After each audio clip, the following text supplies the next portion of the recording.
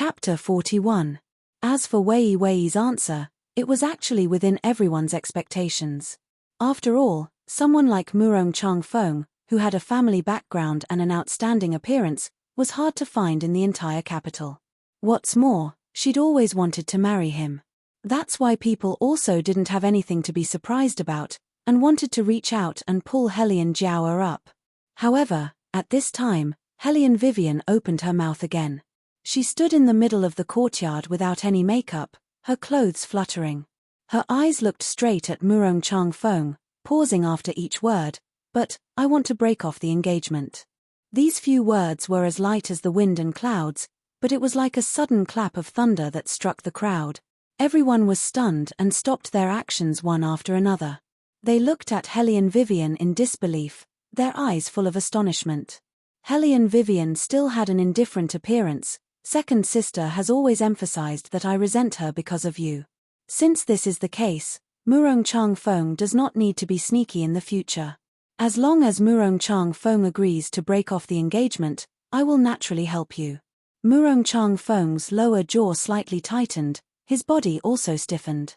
His pair of eyes firmly stared at her, hiding the billowing waves of anger. This woman, unexpectedly, really wanted to. "Seeing that Murong Changfeng is not speaking, you should have agreed." Helian Vivian met his eyes and laughed mockingly.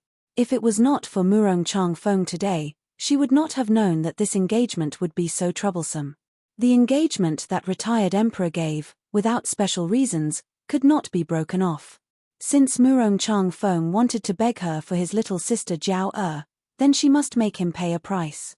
A word of forgiveness in exchange for her freedom in the future. It was worth it. "You, good, very good. Helian Vivian, you are really good." Murong Changfeng waved his long sleeves. The side of his face was as cold as a sculpture that had just walked out of the cold. He, Murong Changfeng, when did he become the person who sent himself to the door but was rejected? Moreover, she actually wanted to push him to another woman. Anger was his first reaction. If it was not for so many people watching, he would really strangle her to death with his own hands. The person who liked him was obviously she not. Now she pushed him away. Did this woman really think that he wouldn't do anything to her? Helian Vivian wrinkled her eyebrows. She didn't think that Murong Changfeng would have this kind of attitude. The one who didn't want to get married was obviously him. She didn't forget that if it weren't for his divorce letter, Helian Jiao and Helian Mai wouldn't have dared to beat her to death and throw her into the river. Although he was not the main culprit, he had never helped her even once. From the beginning to the end, he looked on coldly as a bystander and was extremely disgusted with her. Even if such a man was rare in this world, she would not want him. Nangong Lai, who had just finished the divination test, reached out and touched his chin. The corner of his mouth slightly curled up.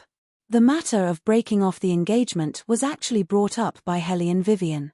"There's a problem, there's definitely a problem." Beligaju was still leaning against the flowering tree. He brought the teacup to his lips and slowly tasted it. The swaying branches seemed to have quietened down a lot. "Arju, don't tell me you're not the least bit curious as to why Helian Vivian would do this." Nangong Lai thoughtfully tilted his head. "According to my many years of experience, she must be playing hard to get." "That's right, she's playing hard to get. I really couldn't tell that this little kitten liked Murong Changfeng that much.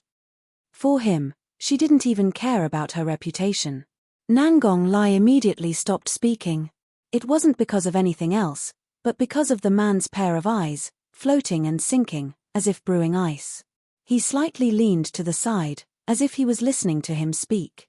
One hand was casually stuck in his pocket, the other hand was lightly pinching the white porcelain teacup.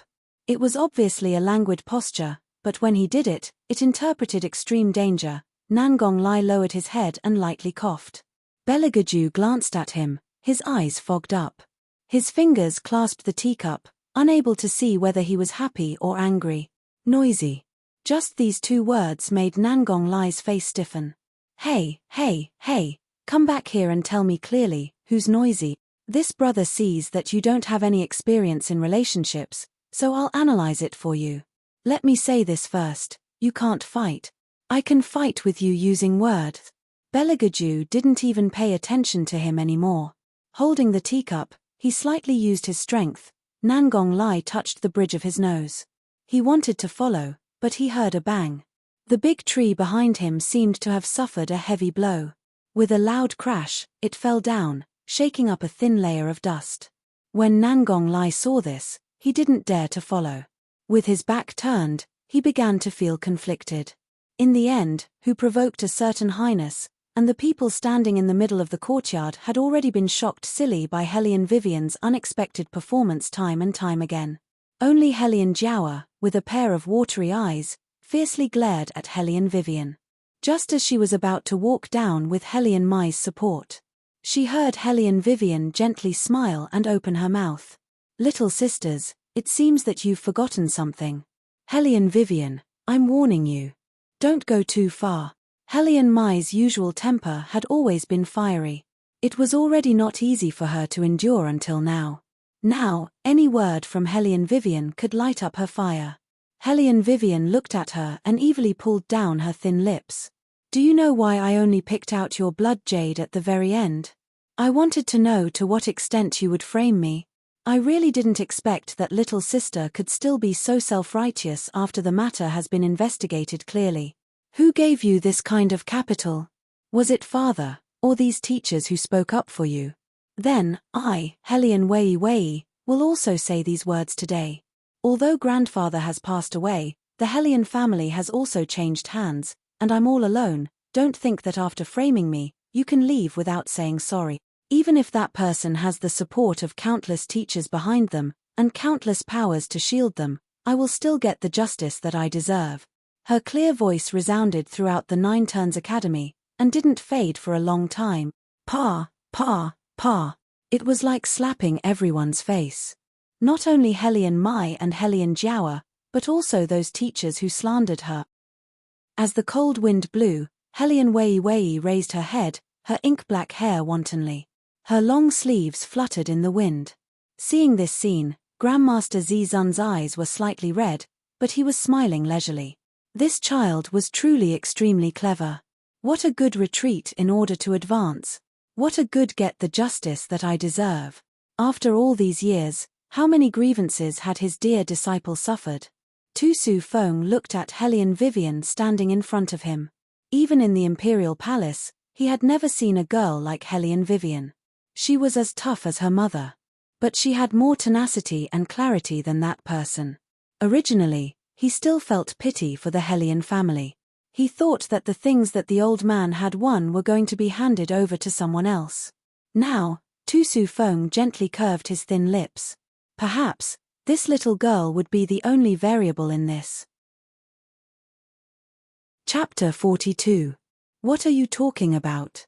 Wei, you're even scolding us old people with your words. A white figure walked over from afar. Hellion Vivian followed the sound and looked over. Her pupils abruptly shrunk, and the chilliness emitted from her body made Yuan Ming, who was hidden in the ancient book, shiver heavily. Who exactly was the person that came, to be able to make this woman's mood fluctuate so much? Prime Minister Su. All the teachers walked over to him one after another. Grandfather. Hellion Jiawa also called out, feeling wronged. She then turned her back and cried until she was covered in tears. Su Jiaocheng looked at his normally most filial granddaughter being bullied to this extent, and a malicious intent immediately flashed through his eyes. Turning his head, he beamed at Hellion Vivian and said, "Your two younger sisters are still young, and are at the age to play around. They don't know the severity of the matter, so it's hard to avoid making mistakes. You're older than them. If you had said earlier that Poison Bee wasn't yours, how could us old people have misunderstood you? Principal, what do you say?" Tu Su Feng didn't say anything. On the contrary, Grandmaster Zizun's eyes widened, clearly somewhat angered. Hellion Vivian tightly clenched her trembling hands. He deserved to be called the current Prime Minister. What a powerful mouth. That year, if it wasn't for this mouth, her mother might have been able to endure it. In order to support his own daughter, this Su Jiaocheng, who had a human face but a beast's heart, actually bribed the Zhong and Li families, making them insist in the main hall that her mother was vicious and jealous, and couldn't tolerate anyone. Ever since that day, The entire capital treated her mother as the laughingstock after a meal. She still remembered that at that time, her mother didn't even want to take a step out of the door. It wasn't easy for her spirit to get better, but this Su Jiacheng came over to make things difficult for them. Helian Vivian's hands that were hidden under her long sleeves slowly loosened. She didn't know if it was because she was using the same body, but that grief and anger actually made her feel as if she had experienced it herself. However, no matter how deep her anger was, she had to endure it. This old fox in front of her wasn't easy to deal with. In the past, because she was angered like this, she couldn't control herself and did many foolish things. However, the current her was already different. How could she follow his script? Misunderstanding? Helian Vivian said calmly, "Prime Minister Su, you've used the wrong words. It's not a misunderstanding. You've wronged me." Su Jiacheng's hand paused. This Helian family's little vile spawn didn't know how to appreciate favors. He already gave her a way out, yet she was still so serious. She was simply asking for trouble.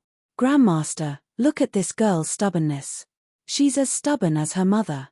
I've already admitted my mistake, but she still won't let it go. I don't know what to do. Grandmaster, you're the state preceptor of a country. Do you have a solution?" There were so many people, yet Su Jiacheng didn't ask and only asked Grandmaster Zhizun. This was because he had already heard before he came here that that little vile spawn actually dared to curry favor with the Grandmaster during the examination. He was also an important official who assisted in the imperial court, so of course he knew the Grandmaster's temperament. Presumably, the Grandmaster already loathed her to the extreme, and would definitely speak to this side. Moreover, even though Grandmaster Zhizun never cared about the affairs of the country, he still had a pivotal position in the imperial court. If he could speak, then no matter how clever and eloquent that little vile spawn was, she could only shut her mouth and suffer a loss.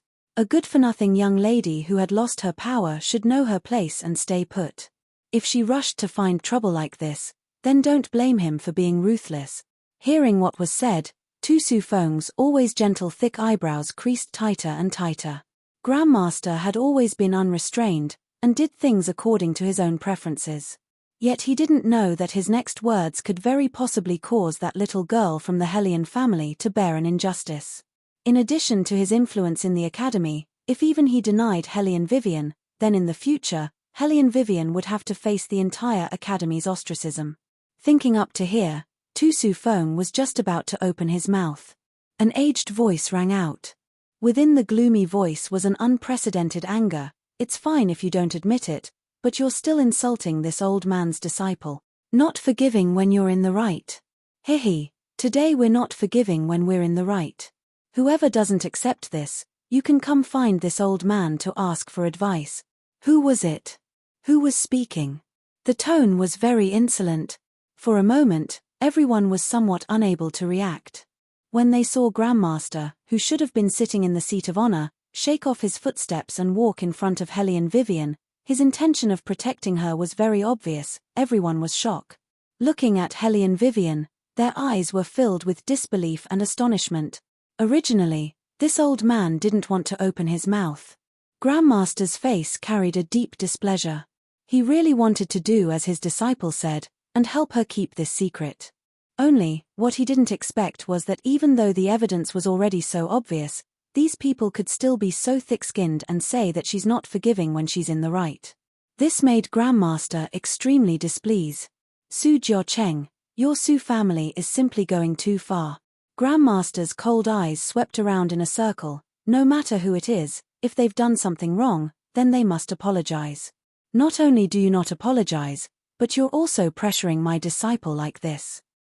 I'd like to see, with this old man here, who dares to slander my disciple." After hearing these words, the teachers all heavily sucked in a breath of air. Even Su Jiacheng's legs were somewhat soft. How could it be like this? No matter who it was, they didn't expect Grandmaster to actually accept a disciple, and the one he accepted was even a trash from the Helian family. It's over this time. Recalling the words they'd said before, every teacher's back was covered with a layer of cold sweat. They'd still naively thought that Grandmaster didn't find Helian Vivian pleasing to the eye, and simply didn't think deeper. Looking at it again now, all of them had misunderstood, and even in front of Grandmaster, they'd said that his disciple wasn't anything. Hellion Jiaoer and Hellion Mai's complexions were the most unsightly. Hellion Mai's hands even started to tremble. Before, she'd still ridiculed her in front of that trash, saying that she definitely didn't know that Grandmaster, but now. No, this was absolutely not true. Not to mention these outsiders who didn't dare to believe it, even Grandmaster Zizun, who was rather familiar with Grandmaster Tu Sufeng, also didn't expect this development. His eyebrows slightly raised. She's really your disciple? When did you accept her? Grandmaster originally wanted to properly talk about the matter of being stunned by his own disciple a few days ago, but once he saw Hellion Vivian's cold gaze turn towards him, the old man instantly changed his words. I just accepted her. Just accepted her? Tu Sufeng clearly didn't believe it, and his eyebrows raised. Grandmaster straightened his chest. What? This old man just finds this little girl pleasing to the eye, so I want to accept her as my disciple. Is that not possible? Of course it's possible. Tu Sufeng's gentle and refined eyes seemed to be able to see through everything, yet he didn't expose it. That Hellion family's girl was actually able to suppress this old stubborn man. It was indeed interesting. Chapter 43. As for Su Jiaocheng, he couldn't wait to find a hole in the ground and crawl into it. He had lived for such a long time, and had always held a pivotal position in the Dragon War Empire. This was the first time he was blushing from someone's words. Although he didn't know what kind of luck that little vile spawn had to make Grandmaster Zizun fancy her. But right now, he only hoped that everyone's attention would be focused on that little vile spawn, and not mention the matter just now. As it happened, Hellion Mai had long been spoiled. She rushed in front of Hellion Vivian and shouted herself hoarse. You did it on purpose. You deliberately made me and second sister look bad. Oh! Hellion Vivian raised her eyebrows and smiled. From the beginning to the end, it was third sister and second sister who framed me. How did I deliberately make you look bad? Hellion Mai completely lost her reason from her smile. From the beginning to the end, you were just pretending. You. Shut up. Su Jiaocheng pulled Hellion Mai back with great strength, and directly pushed away the imperial bodyguards behind them. He fiercely glared at her and secretly cursed. When this girl gets angry, she doesn't care about the situation. She didn't even learn the slightest bit of Jiao Er's temperament and scheming. This time, it would be difficult to deceive them. Hellion Vivian didn't need to think to know what he was planning. Did he want to leave things unsettled? How could there be such an easy thing in this world? It's said that Prime Minister Su has always been impartial. Now that your two granddaughters have framed and insulted me, I don't know how Prime Minister Su wants to deal with this. Hellion Wei calmly and unhurriedly blocked the guards who wanted to take Hellion Mai away. Just like that, she lazily stood on the main road, allowing no one to leave. The masters didn't say anything. Even Tu Sufeng and Grandmaster Zizun had a quiet appearance. However, their gazes were all cast on Su Jiaocheng's body, bringing along an indescribable sense of oppression. Su Jiaocheng knew that he couldn't continue to act like a fool. In his heart, he couldn't wait to skin this little vile spawn. This little vile spawn's one sentence pushed him to the heart of the struggle. If he didn't take out something, he was afraid that even his reputation would be damaged. He was a high-ranking official in the imperial court, and the biggest taboo was to lose his prestige. He didn't know why the other party had latched onto this point of his, but Su Jiaocheng understood that this time, even if he couldn't bear to, he still had to put on an act in front of everyone. To think that he had been in the court for so many years, yet he was forced to such a state by a little bastard. Su Jiaocheng bit down on the thin meat in his mouth, but his expression didn't change. Weighing the situation left and right, he calmly opened his mouth. Jiao Xiao Mai, grandfather knows that you two didn't sincerely plan to frame your eldest sister. However, your natural natures are mischievous and mischievous. You simply didn't care about the seriousness of the matter and spoke without thinking, causing your eldest sister to be wronged. If grandfather doesn't give Wei an explanation today, it will be against public opinion and etiquette. Since it was your mouth that made the mistake, you should give yourself 20 slaps and admit your mistake. Grandfather. At this moment, Even Helian Jiawa was stupefied. Her entire body trembled as she looked at Su Jiacheng. She didn't dare to believe that her grandfather would actually make such a decision. How could she continue to stay in White Academy after this? How could Su Jiacheng not know the consequences of this? In the end, he deeply shouted, still not making a move. Helian Jiawa stared blankly for a moment. Her eyelashes were tender and beautiful like a half-opened rose with moisture. The Empress had always doted on her. When had she ever treated her like this? Helian Mai's complexion greatly changed. She didn't dare to believe it as she turned her head, but what she received was her grandfather's cold and indifferent gaze. Helplessly, the person she was most afraid of was her grandfather. She didn't dare to not do what her grandfather wanted her to do, so she could only shrink her neck. Helian Jiawa bit her lips until they were bright red. Tears welled up in her eyes. Ever since she was born, she had never suffered this kind of humiliation. She entered White Academy with first-place results and was sought after everywhere. Yet today, she had to slap her own mouth in front of everyone. This was all because of that little slut. If it wasn't for her, how could she have fallen to this point? Make your move. Su Jiacheng's voice weakened. In the end, he couldn't bear it and turned his back, not wanting to watch. Helian Jiawa and Helian Mai had no other choice. They could only clench their teeth and slowly raise their hands under everyone's gaze. Once again, they slapped their own faces. Their eyes looked at Helian Vivian, overflowing with poisonous intent. Slap. Once. Slap. Twice. Hearing the sound of the slaps beside her ears, Helian Vivian only stood there calmly. From beginning to end, she didn't change her posture. Until 20 seconds later, Helian Jiawa stopped her hand. She felt a burning pain on her face, as if everyone was looking at her. The thick sense of humiliation almost made her face change color. Right now, she only wanted to personally tear Helian Vivian apart. Su Jiacheng pressed down on her hand and secretly used force. Jiawa, you and Weiwei are sisters. How can sisters have overnight hatred? You've always had a kind personality. Grandfather has always known this.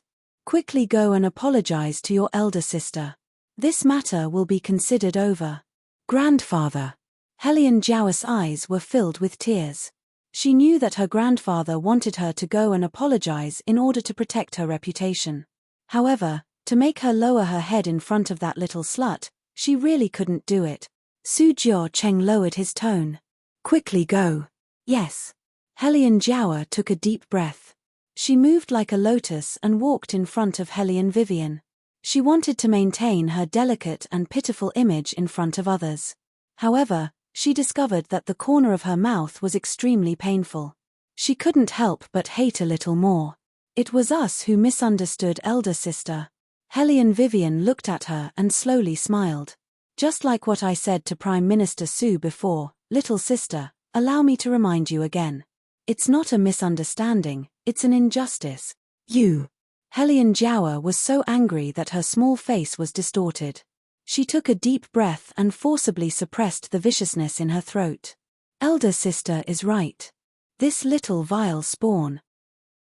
Su Jiacheng clenched his hand and amiably smiled in front of others. Seeing you sisters reconcile as before, this official is also happy. Helian Vivian looked at him with a smile. Prime Minister Su is right. This indeed makes one happy. Don't worry, everything is just the beginning. In the future, there will be more and more things that will make you guys happy. Everything that you guys stole from me and from my mother, I will personally take it back, little by little. Su Jiacheng also didn't know why, but when he faced that pair of eyes, he unexpectedly felt a trace of black energy overflowing from them. However, he didn't forget his own identity and stiffly smiled. Grandmaster Zizun, you're blessed. You've really accepted a good disciple. Zizun didn't give him the slightest bit of face and coldly said, next, there's still the academy exam. Miscellaneous people can leave now. The smile of Su Jiacheng, who was called miscellaneous people, stiffened. His expression was as unsightly as it could be. Zizun didn't care about this and brought his own disciple to another courtyard. He wanted to see what kind of results the superior courtyard's exam would have. According to his conjecture, that stinky brat who lived in Ghost Palace should have appeared long ago. At this time, he should have displayed his skills at the superior courtyard. He must show him to his own disciple so that after she knew him, she could hide a little further away from that stinky brat. Chapter 44. However, Jizun miscalculated one thing. That is, the elusive His Highness simply didn't take the test at the superior compound. Instead, he took the test at the inferior compound and fine compound's martial test arena where no one went to watch. The academy decided to separate the male and female tests for the sake of ensuring the fairness of the competition. But it also imperceptibly gave His Highness a convenient condition to conceal his identity. Because everyone's attention was only on Hellion Vivian, they wanted to see how she would make a fool of herself. Therefore, very few people would know that there was another test in the other compound. How could it be you? Zhong Shijie, who originally wanted to show off his skills in the martial qi competition, looked at the man standing in front of him and couldn't help but take a step back. Beligaju coldly looked down at him and didn't say anything. He slowly moved his wrist, handsome as a god, revealing an unconcealable murderous aura. Wait a minute. Zhong Shijie couldn't control himself and screamed out. He wouldn't forget how terrifying the other person was. This man was just like a venomous snake. It seemed that if he moved, he would immediately be swallowed into the other's stomach. The injury on his leg hadn't healed yet. The severe fracture was all bestowed by the man in front of him. But he didn't dare to say anything. Because the other person's thick oppressive feeling actually made him unable to breathe. Not only that. Until now, he still hadn't investigated the identity of the man in front of him. He originally thought that he would be an expert hidden in the superior compound. But he didn't expect that he would actually appear here. Could it be that this person was also someone from the 4 great clans who infiltrated? No. It can't be. He'd seen all the people from the 4 great clans, but he'd never even seen this person in front of him. Zhong Shijie stared blankly at the increasingly approaching handsome man. The contempt in his eyes had long been replaced by shock. Who the hell are you? As if he wanted to spit out the shock in his heart, he madly roared. The end of his voice had some unconcealable trembling. On the other hand, Beligaju's thin lips curled into a cold arc. That ascetic and arrogant attitude seemed to be saying that he was not worthy of knowing his identity. Zhong Shijie could feel the murderous aura surging around him like waves. His legs couldn't help but tremble. He immediately threw away the sword in his hand and rolled off the stage, scared witless. He yelled, "I don't want to compete anymore. I want to forfeit. Did you hear that? This young master wants to forfeit." Bailey Jiaoju also didn't give chase. He only stood in the same place, raised his hand and flicked his lapel that originally didn't have a trace of dust. His expression was languid, as if the one that escaped was merely a little white mouse. The 2 teachers looked at each other and were somewhat dissatisfied. Ever since they became teachers of the White Academy, they had never encountered such a situation. A student from the good compound who was about to break through to the fire class actually fled in panic in front of a poor student who hadn't done any martial qi testing up until now. If this matter were to spread out, it would be a disgrace to them as teachers. Because it was unprecedented, if other people found out, they would also lose face. They simply announced that Beligaju had won and didn't even let him do a martial qi testing. In any case, after a month, there would naturally be people who would give him a good look. As a result, when this matter spread to other people's ears, it became that the new poor student had good luck and met an opponent who forfeited. As for the truth, only Tu Su Feng, who received the news, knew.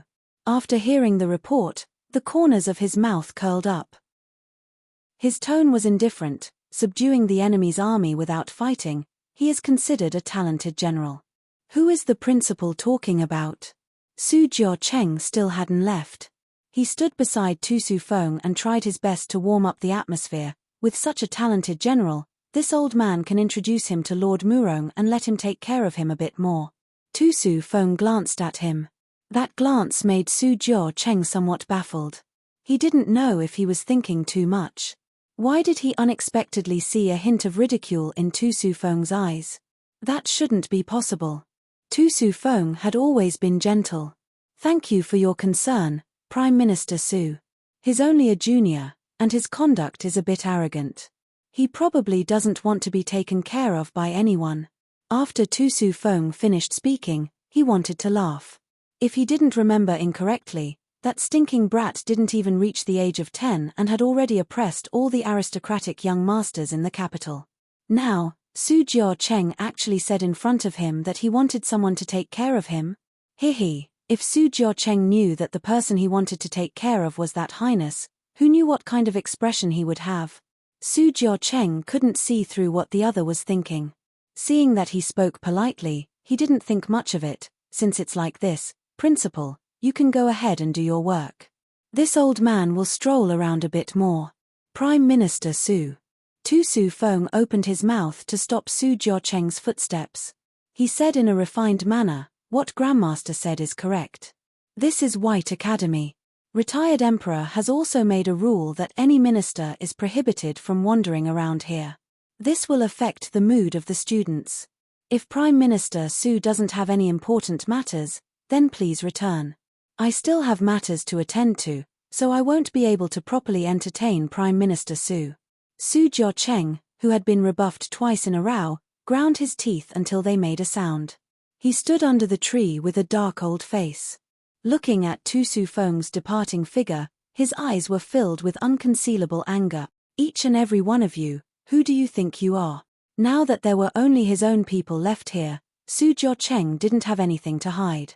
The teachers tried their best to curry favor with him. "Senior Su, please calm down. The principal is still young, we can't do anything about it. Retired Emperor, that old man's thoughts can't be seen through. Letting such a young person become the principal, and for so many years at that." Sigh. That's right. Some of the older great masters also chimed in from the side, their expressions rather helpless. Su Jiao-cheng put on a generous appearance. "Forget it, they're all juniors. This old man also won't bicker with them. Actually, the information that I asked you to investigate, have you made any progress? Rest assured, Senior, this old man is at the superior compound." One of the great masters replied rather complacently, "As long as the third prince enters the superior compound, the first person to get the news will be this old man." Su Jiao-cheng nodded his head in satisfaction. "Good, very good. In addition, I'll have to trouble Great Master to take care of this granddaughter of mine." As he spoke, he extended his hand and patted Helian Jiao's shoulder. His heart was filled with hatred and heartache. That Great Master immediately continued, "Miss Helian Vivian's innate talent is exceptionally good. Even in the superior compound, she's also a well-known figure. Senior Su doesn't need to care about what happened just now. This is only a small test. That trash is good at currying favor, so it's inevitable that Great Master will be momentarily muddle-headed and be unable to see through people. By the time Great Master understands, it'll be too late for him to hate her. After all, that Helian Vivian doesn't have the slightest bit of martial chi. She definitely won't be able to learn martial cultivation. Even this test was merely a fluke." Chapter 45. Although Su Jiao-cheng's mouth didn't say anything, his expression explained everything. What the teacher said was what he was thinking. However, this was White Academy after all. He wouldn't be stupid enough to admit his own thoughts in front of so many people.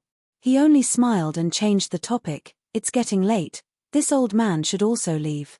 Leave the matter of sending this old man to this old man's 2 granddaughters." Everyone naturally didn't dare to have any objections.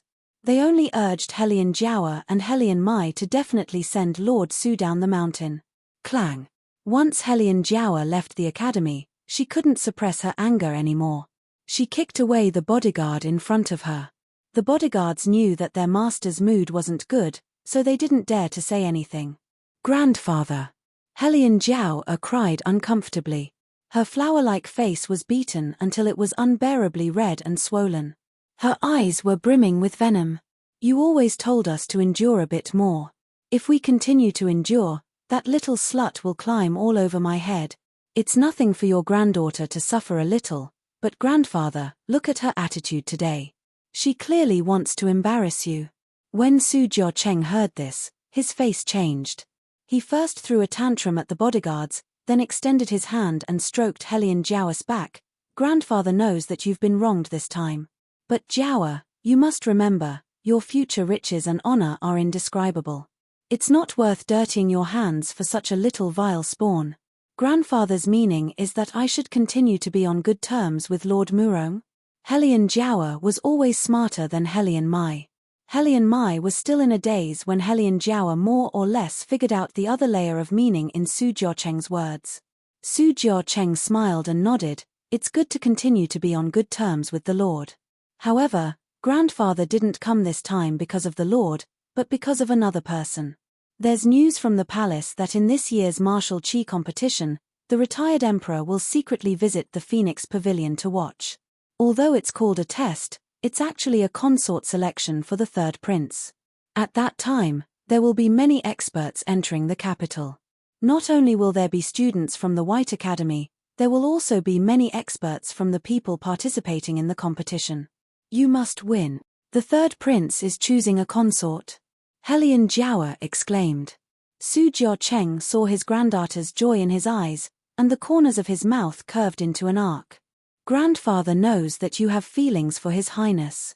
The retired emperor's eunuch has already spread the word that the third prince will also leave Ghost Palace and enter the academy to resume his studies.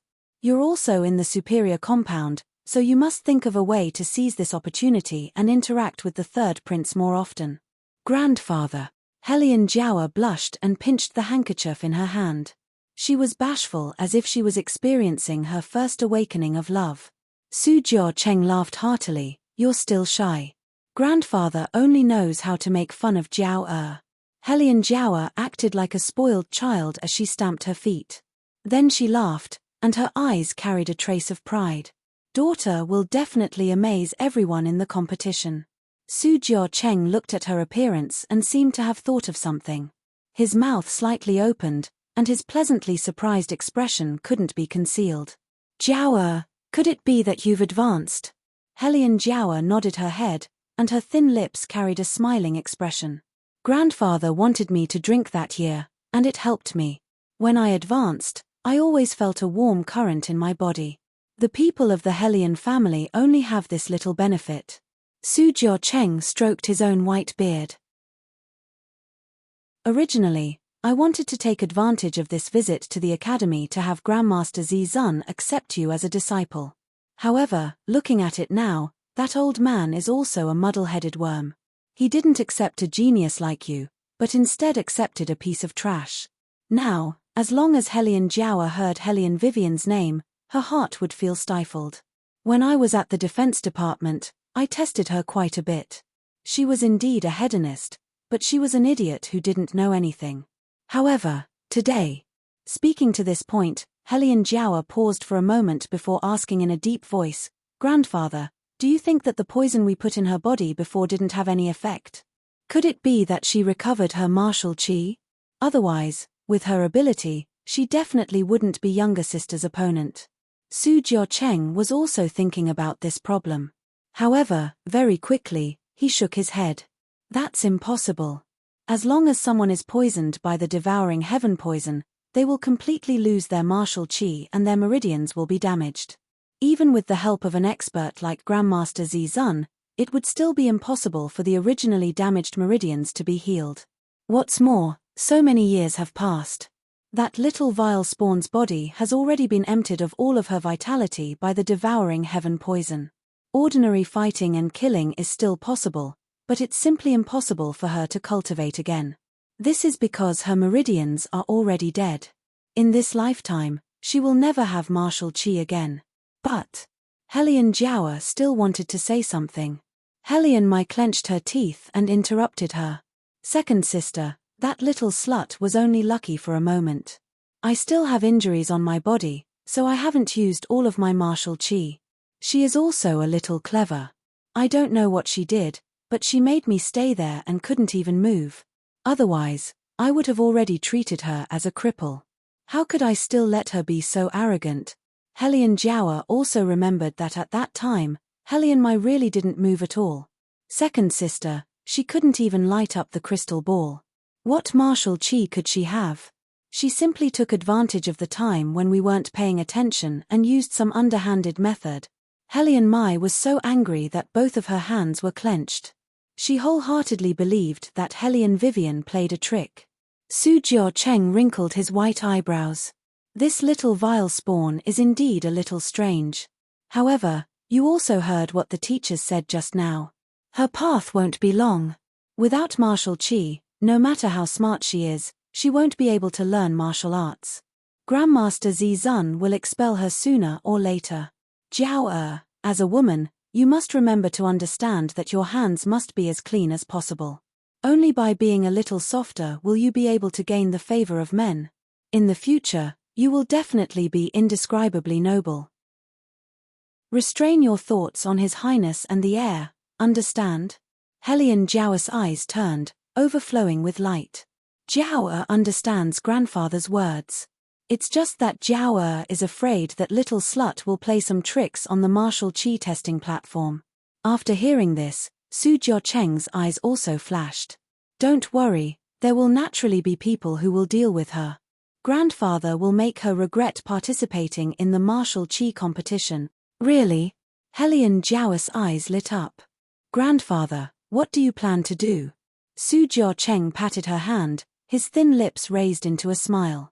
Since ancient times, money can make even ghosts turn millstones.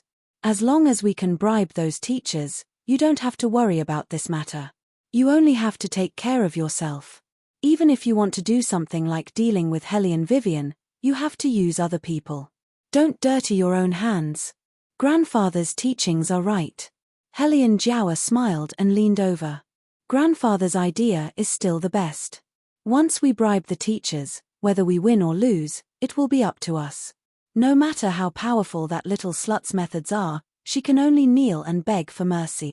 Su Jiao-cheng thought of that scene and also laughed. Alright, although the martial chi competition is important, if we can't find the third prince, everything will be in vain. You must pay attention to the superior compound. I keep feeling that His Highness has already arrived. Chapter 46. This year, there are actually 3 new students from the inferior compound who passed the test. This is really unexpected. The teacher who was compiling the test data held the file in his hand, his face was full of astonishment. The previous year's report cards were still there. Every new student from the inferior compound who was able to pass the test generally chose auxiliary courses. But this year, martial chi and divination were both passed. This was truly a miracle. There were also some people who didn't care at all. It's only a moment of luck. You see, there's still one person's opponent who abandoned the competition. This doesn't mean anything. Then how should this reward be given? The teachers sat on the wooden chairs and looked at each other. They stroked their white beards, not knowing how to make a decision. In the end, they could only set their sights on the superior compound's master. After all, the reward given at the beginning was that the winner could directly enter the superior compound. But now, jumping directly from the inferior compound to the superior compound, this was a situation that had never happened before. This old man proposes to cancel this time's reward. The one who spoke was the martial chi master who was in charge of the superior compound. With a straight face, he said in a dignified manner, "We can't let some students who simply can't pass come to our superior compound just because of a moment of luck. Dean, you're the head of the compound. Even if you're young, you should also understand that if we give out the reward like this, it's very likely that it will cause the other compounds to be dissatisfied. What's more, White Academy's superior compound students have all been carefully selected over the years. In the future, maybe they'll be chosen by the battle spirit forces. We can't just casually arrange 3 students to enter like this and break the rules." Tu Su Feng calmly listened, one hand holding the teacup, his tone was flat. This principal believes that White Academy's rules are to do what one says. His expression didn't change at all. The corners of his mouth even carried a gentle smile, but the oppressive feeling that hit them in the face made all the teachers feel an enormous evil aura. The teachers present naturally weren't willing to see the dean and the superior compound's master contradict each other because of this kind of thing. They promptly interrupted. The reward is still a must, but Master Li Yang's considerations aren't completely without reason. Dean, you see how this works. Those 3 poor students still haven't bought enough things to enter the superior compound. Why don't we directly reward each of them with a set? It can also be considered as solving one of their troubles. This suggestion was very compromising. The superior compound's Master Li Yang naturally agreed. If it was up to him, it would be nothing more than a group of small characters without any power. In the future, they wouldn't have much future prospects. Giving them clothes would be a waste. Tu Su Feng didn't say much. He only curved his thin lips, and the corners of his mouth carried a bit of evil. Sooner or later, these people would regret today's decision. It was likely that they would never have thought that the 3 students they spoke of who relied on luck to win, one was this dynasty's young genius priest, and the other was the 3rd prince that they desperately wanted to rope in, Beligaju. At noon, all the teachers and students gathered in the trading hall to announce the results of the test. With regards to the matter of not being able to enter the superior compound, after a certain highness heard about it, he didn't have the slightest bit of reaction. The side of his grave and stern distinct face carried an arc of a smile that wasn't a smile. He looked indescribably handsome and demonically cold. Nangong Lai, on the other hand, was rather regretful. I heard that the superior compound has a lot of girls. I still wanted to go take a look. Hellion Vivian's expression was the most difficult for people to guess. The light in her eyes was rather gloomy. The teachers even thought that she was dissatisfied with the academy's arrangement. Just as they were about to open their mouths, they heard her ask in a clear voice, "Can't these clothes be exchanged for banknotes?" The teachers. Ha ha, ha ha ha, Arju, look at these old men's expressions. It's too funny. Nangong Lai was practically about to collapse from laughing. How much did this Hellion family's young miss love banknotes in the end? She made the teachers stare blankly. Interesting, truly interesting. So these are the people from the inferior compound. Truly, seeing once is believing 100 times. The person sitting next to Nangong Lai coldly humphed.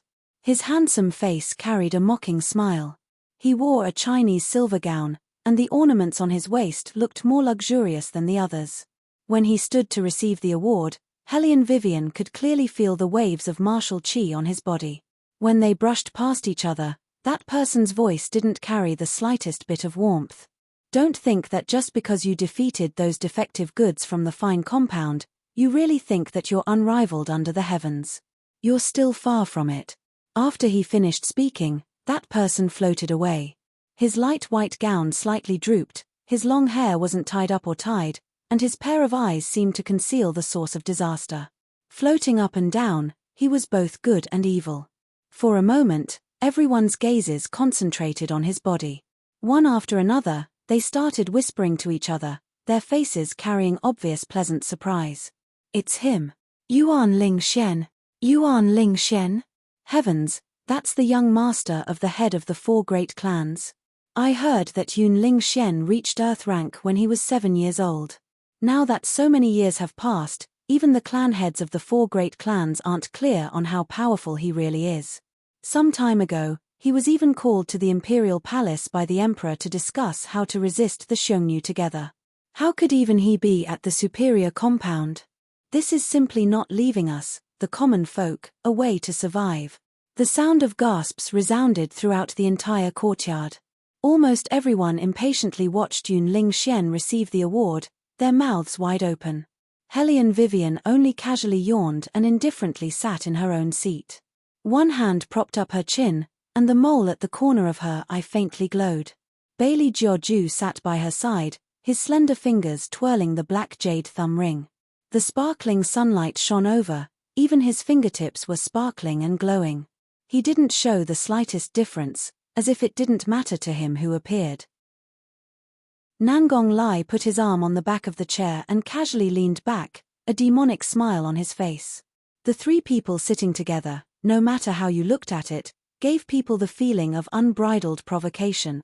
This made Yuan Ling Shen, who was standing on the stage, coldly narrow his eyes. The award in his hand changed shape. They really were a group of idiots who didn't know the immensity of heaven and earth. Sooner or later, he would teach them a lesson. Look, those are the 3 people who won in the martial chi test. As soon as Hellion Vivian walked into the inferior compound's ancestral hall, many students looked towards her and whispered, "I heard that Grandmaster Zizun also accepted her as a disciple. I wonder if she can make an armament for me." Make an armament? Someone sneered. Don't dream about it. Why don't you go ask around why Grandmaster Zizun accepted her as a disciple? Our inferior compound's face has been completely lost by her. Relying on currying favor with others to climb up, it's really enough. Bang! The sound of a stool rang out. The people in the ancestral hall instantly fell silent. Hellion Vivian handsomely retracted her leg. The corners of her mouth were half hooked as she sat in the middle of the group of gossiping girls, looking at them with a cold expression. The girls looked at each other, their faces unspeakably awkward. They all turned their heads away and pretended to pick up the scrolls on the short table. Hellion Vivian felt that it was quiet. She directly laid down on the short table, her hands playing with some small scrap iron that resembled toys. Beligaju sat next to her. After seeing those small scrap iron, his eyes flashed. His ivory white fingers reached over and pressed down on Hellion Vivian's wrist.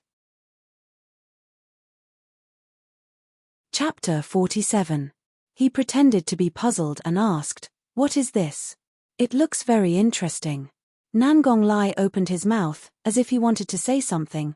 Beligaju glanced over and Nangong Lai instantly shut up. He only cursed in his heart. You, a 7-year-old who played with all kinds of armaments, actually have the nerve to pretend to be a novice? Don't tell me you really didn't see what those scrap iron were for. There are countless of them in Ghost Palace for you to play with. It had to be said that a certain highness acting skills were really too good. That pair of deep eyes carried an unprecedented cleanness, making Hellion Vivian, this ace agent, not the slightest bit of doubt. She lazily explained, "It's for practice, an ordinary armament. It hasn't taken shape yet. When it's done, I'll give it to you." Speaking to this point, she paused, then said, "Consider it as compensation for seeing your body that day." Nangong Lai didn't drink a mouthful of water and almost spat it out, choking until he coughed. This Hellion family's eldest daughter's way of doing things was really bold. In the capital, which family's young lady would bluntly say things like "saw your body"? It had to be said that a certain highness taste was really unique. "I'm looking forward to it." At first, Beligaju stared blankly, then he slowly smiled, his thin lips carrying a shocking evil. Nangong Lai watched from the side and trembled from head to toe, starting to calculate how many days the Hellion family's eldest daughter could live. What he didn't expect was that Arju looked like his mood really was a bit better than before, so much so that he even gracefully arranged the scrap iron for Hellion Vivian to use in order. But this wasn't anything strange. A certain highness temperament had always been unpredictable, even he didn't know what he was thinking sometimes. Hellion Vivian raised her eyebrows at the man's movements, indifferently said, "You just heard those people's words. Aren't you afraid that the things I make won't be presentable?" "Not afraid." With the same indifferent tone, Beligaju supported his face with one hand and continued to arrange the scrap iron for her with the other hand. His black hair was half hanging down, and the smell of books was blowing in her face. Hellion Vivian's fingers paused and took the scrap iron from his hand. "These things are not good. When I find something suitable in the future, I will make it for you." Since he believed in her, she should treat him differently. Beligaju was someone who had seen countless top-notch martial arts. Naturally, he also knew that this ice iron was somewhat damaged. However, his face had a hazy expression of not understanding, a lazy expression of pity. Hellion Vivian knew that basically all of the new students who entered the academy wanted to obtain an armament that belonged to them. However, due to the preciousness of armaments, the academy didn't equip all of the new students with one. Instead, all of the resources were given to the superior compound. Therefore, it wasn't strange for this man to want to obtain an armament. But Hellion Vivian kept feeling that something was a little strange. Right, she remembered. "When I first met you, didn't you bring your guards with you? How come in the end, you were reduced to not even being able to afford a scholar's hat?" Nangong Lai's figure paused. It's over. Their identities were going to be exposed. Belagaju faintly extended his gaze. His tone was very indifferent, as if he was merely stating a fact. I lost all of my martial chi. My family only helped me pay the academy fees. They only sent an accompanying bodyguard to follow me. After that, they didn't do anything else. When Hellion Vivian heard this, she suddenly had a feeling that they were in the same boat. She rather handsomely patted his shoulder. Don't be sad. In the future, they will definitely regret it. Nangong Lai looked at her movements and the corner of his mouth fiercely twitched twice. Eldest Miss Hellion, the one who will regret it in the future is you. There has never been anyone who dared to pat the royal's shoulder like this. Really? Belagaju retracted his gaze and slightly lowered his eyes. That hair was black and soft. At first glance, he simply looked like a freshly baked, obedient and beautiful young man. Nangong Lai's expression as he watched from the side was very tangled. Pretending, too good at pretending. Does the retired emperor know that you're so good at pretending? On the contrary, Hellion Vivian stroked his head. The smile on the corner of her mouth was incomparably free and easy. Don't worry. With this big sister covering you, you'll be able to regain your face in a matter of minute. After Hellion Vivian finished speaking, she saw Belagaju's shoulders tremble twice. She even thought that he was moved, so she extended her claws and stroked his head twice. What she didn't know was that Belagaju, who had his back turned, had a smile that wasn't a smile on his face. He almost couldn't hold back the pleasure that overflowed from his throat. Ah, this little thing, as expected, the more he looked at her, the more interesting she became. It made him more and more unwilling to restore his identity and go to the superior compound. The teacher has arrived. It wasn't known who shouted this, but the entire ancestral hall immediately quieted down. A great master wearing a white robe walked in, held an ancient scroll, and started the true meaning of the first class. Hellion Vivian didn't listen. Her fingers nimbly fiddled with those pieces of scrap iron. One could hear an extremely small but very regular sound. Probably because her movements were too beautiful, the sound seemed to have an additional kind of indescribable musical feeling in the ears. After the teacher finished speaking, he patrolled with his hands behind his back. When he patrolled to where she was, his old face sank. What are you holding in your hands? Hellion Vivian swept away the end of the scroll with a pah sound. Her expression was as light as the wind and clouds. For a moment, the teacher felt that his eyes were playing tricks on him. He used a white handkerchief to wipe his eyelids, then looked at Hellion Vivian's short table. Other than a brand new armament, there was nothing else. Could it be that he really saw wrongly? The teacher shook his head, put his hands behind his back, and said in a deep voice, "Concentrate, don't look around." Hellion Vivian absent-mindedly acknowledged. After the teacher left, she continued to fiddle with the second pile of scrap iron as if nothing had happened. After the entire class, the teacher wandered to Hellion Vivian's place no less than 3 times, but he didn't find anything. After class, only 2 figures were left in the ancestral hall. One of them was fiddling with the scrap iron on the short table next to him. His expression was indifferent, but his eyes flickered with playfulness. Nangong Lai sighed in admiration as he stroked his chin. A girl who doesn't even have martial chi was actually able to make 3 armaments in a short period of time. During this time, she even stuffed strawberries into her mouth from time to time. She's simply abnormal enough. Ah Ju, even that old man Tu Tien can't possibly reach this level, right?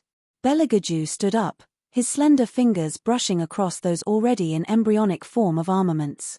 Thinking of what that little thing said, he smiled evilly. Indeed not bad. Heh. Nangong Lai followed up. Wait, what you said not bad, are you referring to these armaments or people? Also, what was going on with him just now? What did he mean by his family only helped him pay the hospital fees and only sent an accompanying bodyguard to follow him? It was clearly him who thought that too many people would be annoying, okay?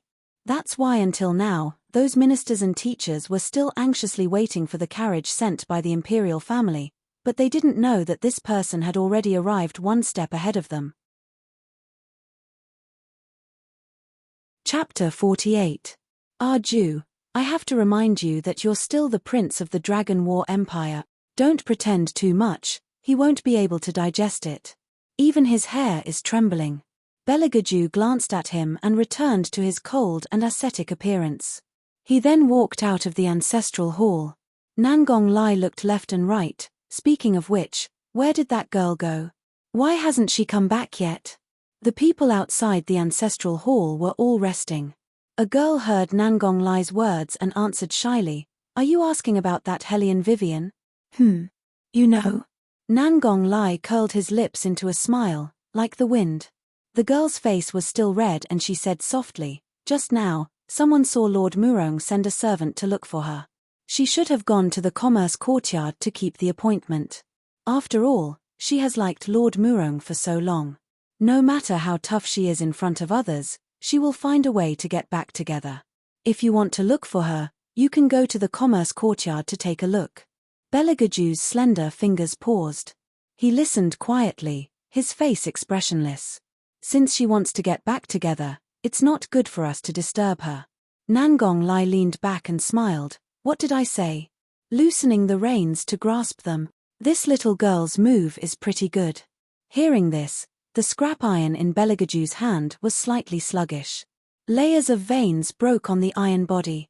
Nangong Lai looked at him strangely. "Arju?" "Yes." Belegaju's tone was indifferent. His face was cold. Nangong Lai touched the bridge of his nose. He didn't know why, but he felt that Arju was angry just now. Belegaju didn't pay attention to him anymore. He slowly walked out of the courtyard. His slender figure quickly disappeared into the boundless dusk. "Your Highness." When no one was around, a shadow swept past the treetops and landed on one knee on the ground. Belegaju's eyes slightly swept over the people kneeling on the ground. The corner of his mouth was cold. "Go and inform the royal army to wait for me at the foot of the mountain." "Yes." Shadow paused for a moment before lowering his eyes to accept the order. A trace of astonishment flashed through his eyes. His Highness had been playing hide-and-seek with the retired emperor these past few days, but now he had the imperial army wait at the foot of the mountain. Did he agree to choose a consort? Sunset. People were coming and going in the trading compound. The manservant who was dressed like a scholar raised his chin slightly and looked at Hellion Vivian, as if he had given her a lot of face by coming to find her. "Hellion Vivian, my young master said that he can let bygones be bygones. But you, think about it carefully. If this engagement is called off, there will be no room for negotiation. Are you done?" Hellion Vivian's face was cold, and her tone was neither fast nor slow. "If you're done, then hurry up and get lost." She wasn't unfamiliar with this manservant. He was always by Murong Changfeng's side, always thinking of himself as superior. When he saw the noble ladies, he never saluted. If she had to say, this was all because he was spoiled. You. When had the manservant ever suffered this kind of humiliation? No matter who saw him, they would be polite. He represented Murong Manner's face, yet this woman actually didn't put him in her eyes. In the past, she would chase after him everywhere, asking him to bring news to the young master. Now, she actually asked him to get lost. "Murong Wei, don't regret this." The manservant clenched his teeth and left in a huff. Hellion Vivian picked her ears rather disapprovingly. Her eyes swept over the surrounding people who were watching the play. With one hand in her pocket, she stepped into the street without a change in expression. She was naturally lazy and free. TSK, these people really don't have eyes. Yuan Ming's voice was as arrogant as usual. Hellion Vivian raised her eyebrows. "You're awake. It seems that you've recovered quite well. If you fight a few more rounds, I'll be even better than now." Yuan Ming licked the corner of his lips, his face was bloodthirsty. Hellion Vivian stroked the ancient book in her hand and lightly smiled. "Don't worry, I've already thought of whose blood I'll release." Yuan Ming looked at the young girl in front of him with a devilish smile, his thin lips slightly curved. "White Academy, you guys definitely wouldn't have thought that after a few hundred years, I would return." "What did you say?" Murong Changfeng listened to the manservant's report. The teacup in his hand was almost twisted out of shape. The manservant was indignant. "That woman who doesn't know what's good for her actually told me to get lost." Young master, it's not that I'm talkative, but this kind of woman, even if you have good intentions, it's still wasted. Murong Chang Feng was already upset. Now that he heard the manservant's words, his chest felt like it was being pressed by a stone, suffocating somewhat. He really didn't expect that when he had the intention to ask for peace, that woman would actually reject him. Crack! Murong Chang Feng ruthlessly smashed the teacup in his hand. The resulting splash of water splashed onto the manservant's face.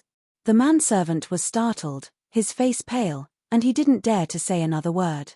Murong Chang Feng took a deep breath, his face revealing a disdainful expression.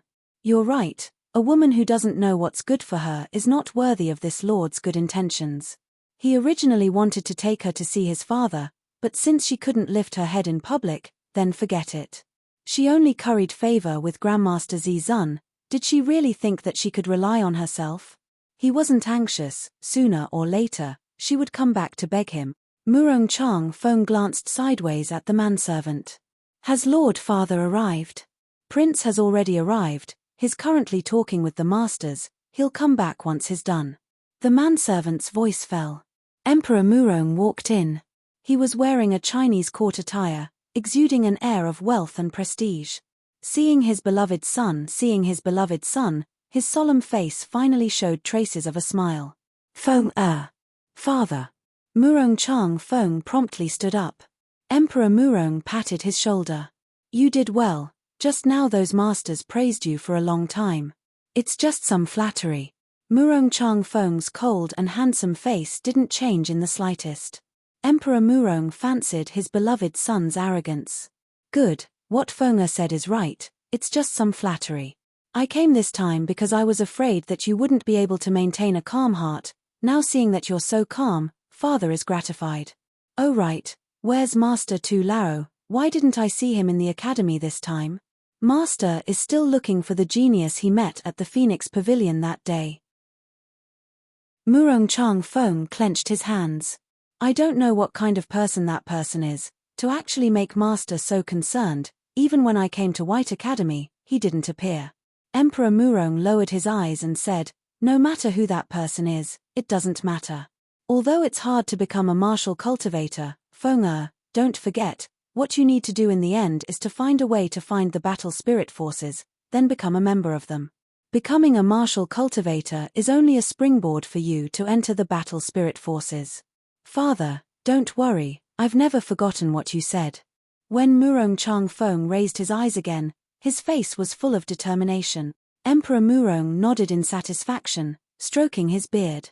Feng have you heard of a person called Huanming Xiong, a senior official of 3 dynasties?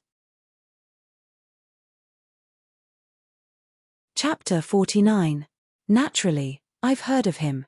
Murong Chang Feng glanced to the side, as if he was thinking of something. It's said that he's in White Academy, but very few people can recognize him. Father, why are you suddenly asking about him? Murong Wang's eyes flashed with coldness. Why would an elder of 3 dynasties hide in the academy, not caring about worldly affairs? There's definitely a problem here. According to what people say, the battle spirit forces are called spirits because they're mysteriously hidden in every corner of White Academy. Aside from retired emperor who knows their true identity, no one else can find out who they are. But there's one thing, they're definitely in the academy. Father's meaning is that this Huanming Xiong is a member of the battle spirit forces? After Murong Chang Feng thought of this conjecture, he somewhat couldn't control his emotions. But ever since I entered the academy, I haven't seen any proud and unyielding old man. Huanming Xiong is a strange person, always appearing and disappearing like a ghost. Maybe he'll disguise himself as one of the academy's teachers. Murong Wang stroked his chin, deep in thought. But no matter what, he'll be in the superior compound. After all, this is the best place to enter the battle spirit forces. What you need to do is to treat each and every teacher with respect. I have a premonition that when a new student enters the academy, the battle spirit forces guide will definitely appear. Swish, swish, swish, in the northeast corner of the commercial park, an old man with a hunched back was holding a broom in his hand, silently sweeping the fallen leaves on the ground. This was a place specifically for students to read. There were many books and ancient scrolls. However, the descendants of famous families who had already been influenced by martial qi countless times didn't feel that this place was worth coming to. Except for Hellion Vivian. She lost her martial qi when she was 7 years old, so there were many things that no one taught her. Even if there was Yuan Ming, who killed a god, he was only a demon. He could only increase her battle strength, but those systematic martial arts still had to rely on herself. In such a large courtyard, besides the old man sweeping the floor, there was a young girl earnestly reading a book. Under the radiance of the setting sun, it was indescribably peaceful. However, no one noticed that when that ordinary-looking old man raised his eyes, a sharp light flashed in the corner of his eyes. He held the broom in his hand and unintentionally swept it in front of Hellion Vivian. He coughed heavily twice and pointed at the tall bookshelf. "Little girl, I see that you are taller than me. Can you help this old man take that book away so that I can clean it?" Hellion Vivian, who was concentrating on reading the book, didn't notice that there was an old man here. Seeing that his legs were really inconvenient, she stood up and took the ancient book. After giving it to the old man, she planned to continue studying. Unexpectedly, the old man in front of him suddenly disappeared. Hellion Vivian narrowed her eyes and quickly looked behind her. The old man had already changed his posture. He hovered in midair with one hand behind his back and the other stroking his beard. His sleeves fluttered slightly, making him look like an immortal. His voice was deep and resounding. "This old man has been cleaning this place for many years. You are the first person who is willing to help this old man. This little girl has a good heart. It's just a small matter." Hellion Vivian's expression didn't change much. She reached out and put down the ancient book with a faint smile on her face. Yuan Ming narrowed his eyes. "Woman, this old man is not simple. You should be careful." Hellion Vivian gave Yuan Ming a reassuring hand gesture. She didn't feel that this old man had any malicious intentions. Years of living with firearms had given her an instinct to distinguish between danger and not. From this old man, she only saw bright eyes and interest. He didn't avoid her at all. This meant that the old man was safe. The old man seemed to admire Hellion Vivian's calmness. It was rare for him to smile. "Little girl, this old man never owes anyone. Since you helped this old man will also return something to you." As he spoke, he pointed at the tree branch and used the move Kang Shanmu Yuan. It was condensed and heavy, strange and complex. It had the power to split mountains and split rocks. Hellion Vivian's eyes suddenly narrowed. Her body was like a shadow, agile and unpredictable. Like the shadow of a plum blossom, she drove the wind around her. She used qi to break the attack. The old man's eyes lit up and continued to attack. Hellion Vivian had always been very fast. Every move was nimbly avoided by her. However, she was still relatively unfamiliar with martial qi. Gradually, she felt that her strength was falling short of her desire. The old man took the opportunity to attack. When he thought that the outcome was already decided, he didn't expect that Hellion Vivian would use the move that he had used before. He was stunned at first, then put down the bamboo branch. He smiled and said, "Good, good, good. There is actually such a smart girl in this world. Wonderful, wonderful." Hellion Vivian smiled but didn't say anything. She had been wandering between the black and white for many years in the 21st century. She had already developed a superhuman memory. Naturally, she could apply what she had learned. When she was in battle, she could change according to the actual situation. She had been carrying a machine gun all year round in the Yunnan and Zhonghai regions. What kind of situation had she not encountered? Now that she was holding a branch, it was as easy as moving her fingers. Her heart moved at will. Every move she made was natural and handsome.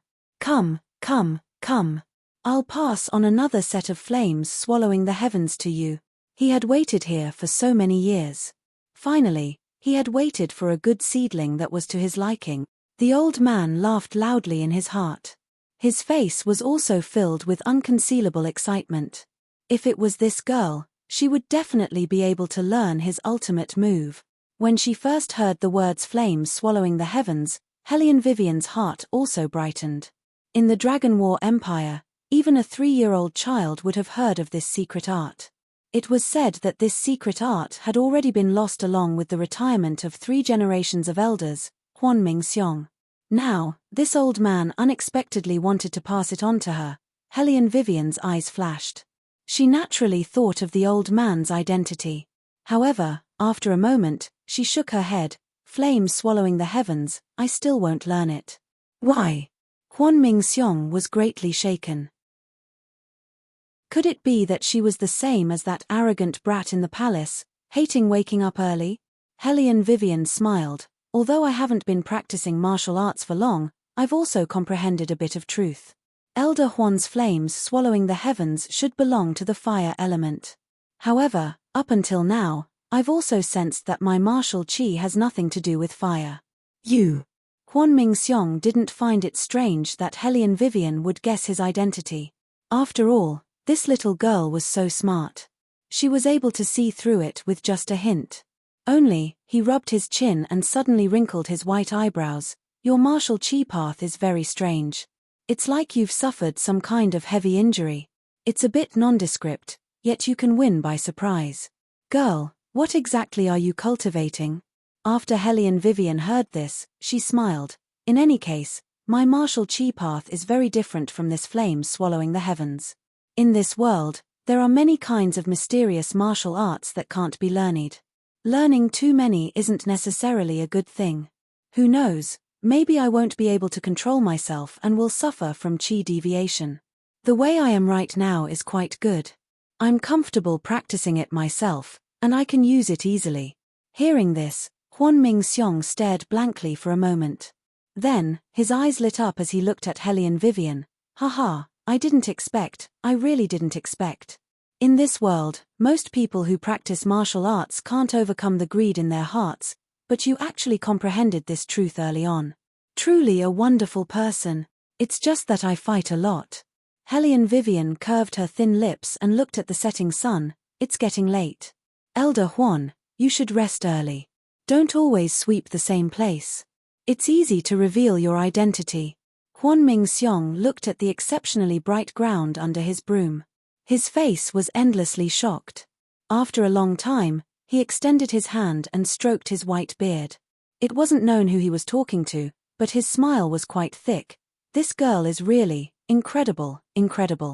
Go to the superior compound and investigate this girl's identity. This year's battle spirit forces can take in new people. Replying to Elder Huan, she's not at the superior compound. The figure kneeling on the ground paused for a moment before speaking the truth. Huan Mingxiong looked back in astonishment. Not at the superior compound. Then which compound is she at? The good compound. Cough cough. The figure coughed twice. She's at the inferior compound. She's that Miss Helian who casually fawns over people that you've recently been very hateful. Chapter 50. Huan Mingxiong opened his mouth wide, then slowly closed it again. His cheeks slightly puffed up. When did this old man say I hated her? I never did.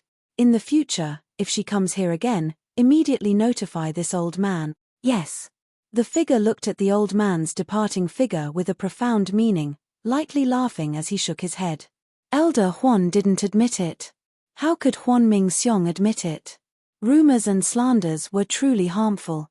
The old man picked up the broom and continued sweeping the floor, only this time, his movements were clearly much more forceful, as if he was sulking. A perfectly good girl, yet the rumors were so unbearable. If she hadn't come to the trading courtyard this time, wouldn't he have continued to misunderstand? The more the old man thought, the angrier he got. He simply threw away the broom, the corners of his mouth carrying an evil smile. This year, we won't be choosing people from the superior compound. It's more interesting to go to each compound. Lest those people from the superior compound always think they're a cut above others. Night, trading courtyard armament shop. The manager looked at the more than 10 armaments in front of him, his eyes astonishingly bright. These were all made by Miss Weiwei yourself? Helian Vivian indifferently grunted, lightly sipping the tea in her hand. 2 days, it's only been 2 days. The manager admitted that he was once again shocked. One must know that there wasn't a single newly promoted armament master that could produce so many armaments in such a short amount of time. Even among the current armament grandmasters, there wasn't a single one that could achieve this speed. This was too heaven-defying. Hellion Vivian took one of the armaments, looked left and right, and said, "This one isn't made very well. Wait until class tomorrow, I'll take it apart and assemble it again." Okay.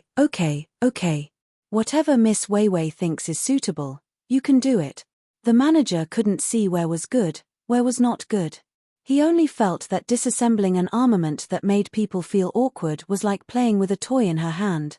If the disciples of other great masters knew about this, they'd cry themselves to death. Okay, you go ahead and do your business. Don't always disturb my time with my obedient disciple.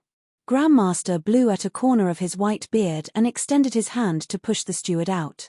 Where was his usual dignified appearance in front of others? Wait until after the consort selection, all of you have to go home and rest for 2 days. I'm really afraid that after you go back, that big and small Hellion family will shamelessly bully you again. Disciple, listen to Master. If they dare to bully you, come back and find Master. Master will definitely stand up for you. Hellion Vivian chuckled. Master, you don't believe that I can handle it myself. I'm worried about you. Grandmaster sat down on his chair. So what if your martial chi is low? Can't we still make armaments with low martial chi? These people just couldn't eat the grapes and thought that the grapes were sour. They even said that this old man would definitely not be able to stand you and would chase you out of the sect. Heh, what a joke. They aren't me. Disciple, don't worry. Even if you don't have martial chi and can't pass the selection, and can't make a martial cultivation, Master will not drive you away. I will still take care of you and give you money. Hellion Vivian knew that the old man really doted on her. This also made her even more determined to cultivate her own power. After being a big shot for so many years, she naturally knew that no matter if it was Su Jiaocheng or Hellion Guangyao, mixing in their current position was definitely not by chance. If it weren't for their meticulous thinking and ruthless methods, they wouldn't have divided up the Hellion family's power and spread her mother's reputation to such an unbearable degree. Wanting to move them was definitely not an easy matter. Moreover, compared to dealing with them in one strike, she preferred to do it slowly. Slowly let them taste the taste of having their family destroyed and their people killed, the taste of falling to the bottom of the valley. However, what did she just hear? Consort selection. Hellion Vivian wrinkled her long, shapely eyebrows. What does this have to do with me? She didn't feel that as a good-for-nothing, she had any qualifications to be a consort selection. What happened to being a quiet and beautiful young lady? Grandmaster guiltily looked towards the beam of the room. Master also doesn't know why that side chose you. However, Master feels that since you've been chosen, you should go take a look at that royal family member. He's still not bad looking. Is there any way for me not to go? Hellion Vivian didn't expose the old man. She only indifferently put down the teacup. She still had to do business. She really couldn't find the time to participate in some consort selection. Moreover, she was a second-hand good that had just had her marriage annulled. Wouldn't the royal family be afraid of provoking a fishy smell? Grandmaster lightly coughed twice. No. Disciple, don't worry. That stinking brat has always disliked women. Moreover, his standards are very high. Even if you go, you may not necessarily be chosen. Hellion Vivian also thought so. Right now, she was only a bit whiter than a black coal ball. If it was like this, that royal family member could also choose her. Then she couldn't help but admire that man's sense of beauty. Wait a minute.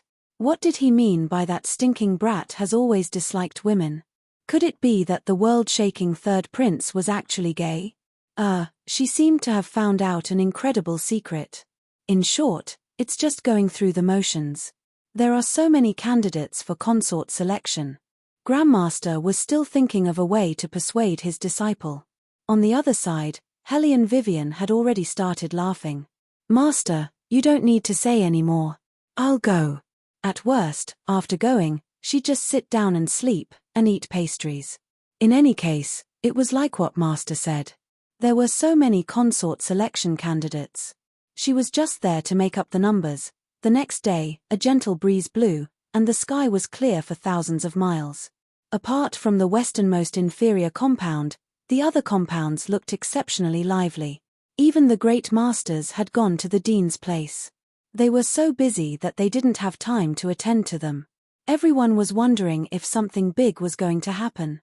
In the ancestral hall, the students sitting at the front and back tables were gathered together to discuss. Their faces were filled with eagerness and excitement. "Hey, did you guys hear? It seems that the third prince is coming soon. Is that true? It can't be a lie, right? Doesn't the third prince never leave the ghost palace?" The news from the superior compound definitely can't be wrong. Even if the third prince came, so what? He'll definitely go to the superior compound. Sigh. Some people sighed regretfully. Their faces were filled with disappointment as they looked out the window in a daze. Helene Vivian didn't change at all. No matter who came or who didn't, she was still lying on the short table and sleeping. In such a large ancestral hall, she was the only one with one hand hanging down. She was sleeping as if there was nothing beside her.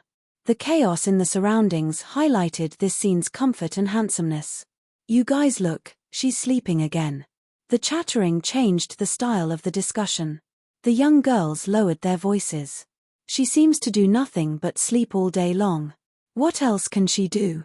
Don't forget, she doesn't have any martial chi. No martial chi, and so lazy." Some people shook their heads in disapproval. When the time comes, there'll definitely be no results.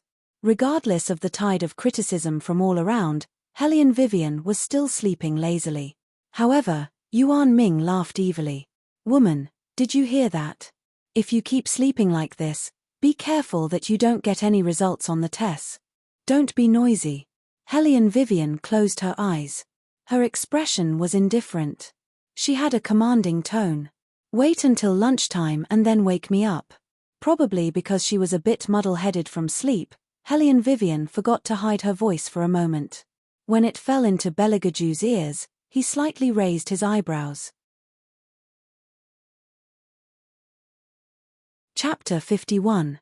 Nangong Lai also subconsciously thought that Helene Vivian's words were directed at Beligaju, so he looked in his direction in astonishment. He was drinking tea and reading a book, an ancient scroll that even a martial arts master couldn't understand. The color of the tea was light, the thin lips moistened by the tea had a glossy luster, and the focused and serious eyes were fascinating. Such a graceful man from the imperial family. After hearing the other person's words, the corners of his mouth slightly curved up as he responded, "Okay." Nangong Lai was surprised. "Arju, what are you doing?"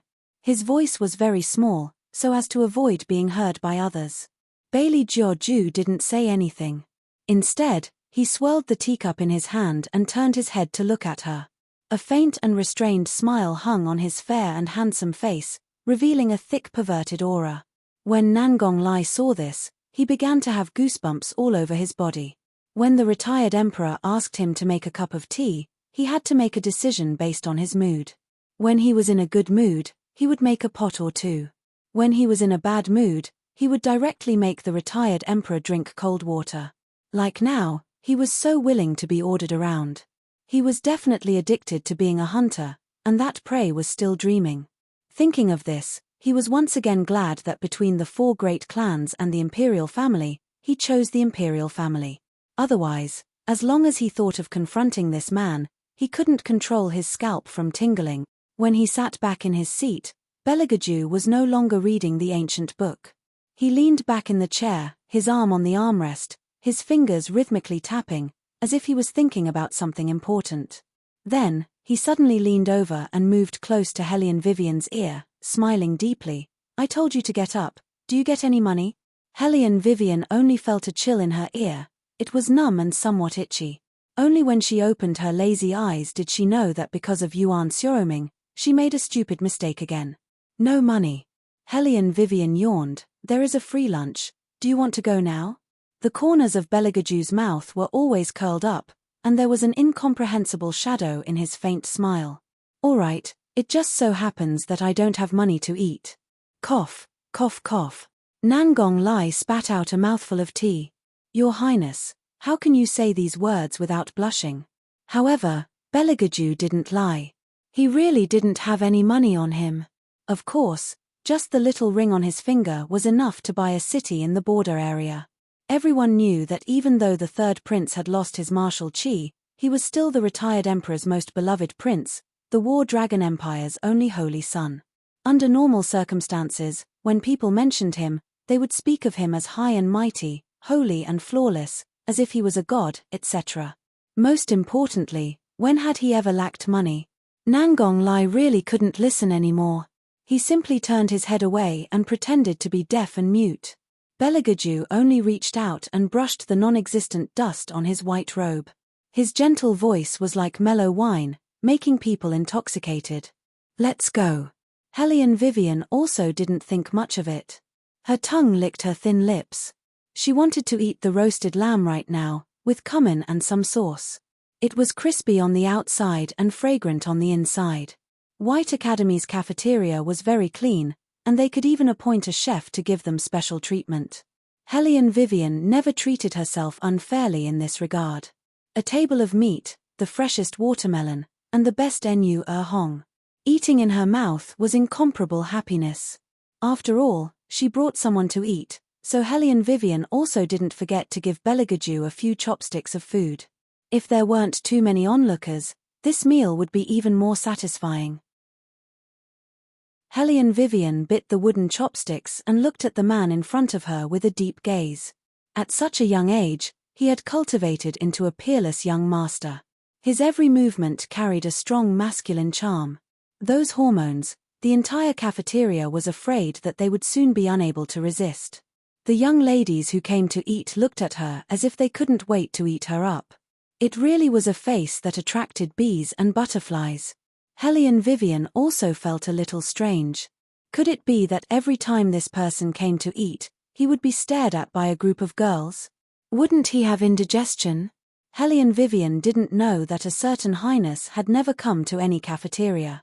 Ever since he entered the academy, all his basic necessities were arranged by shadow.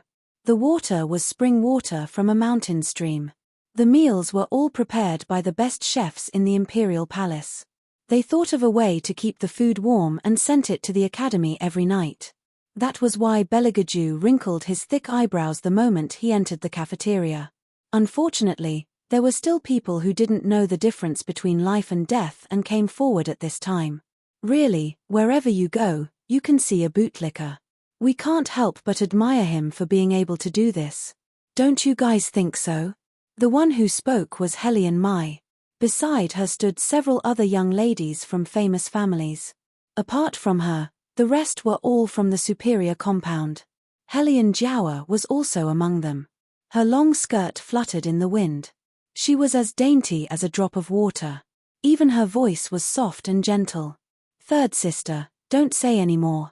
Why don't you say any more? Second sister, you're just too kind.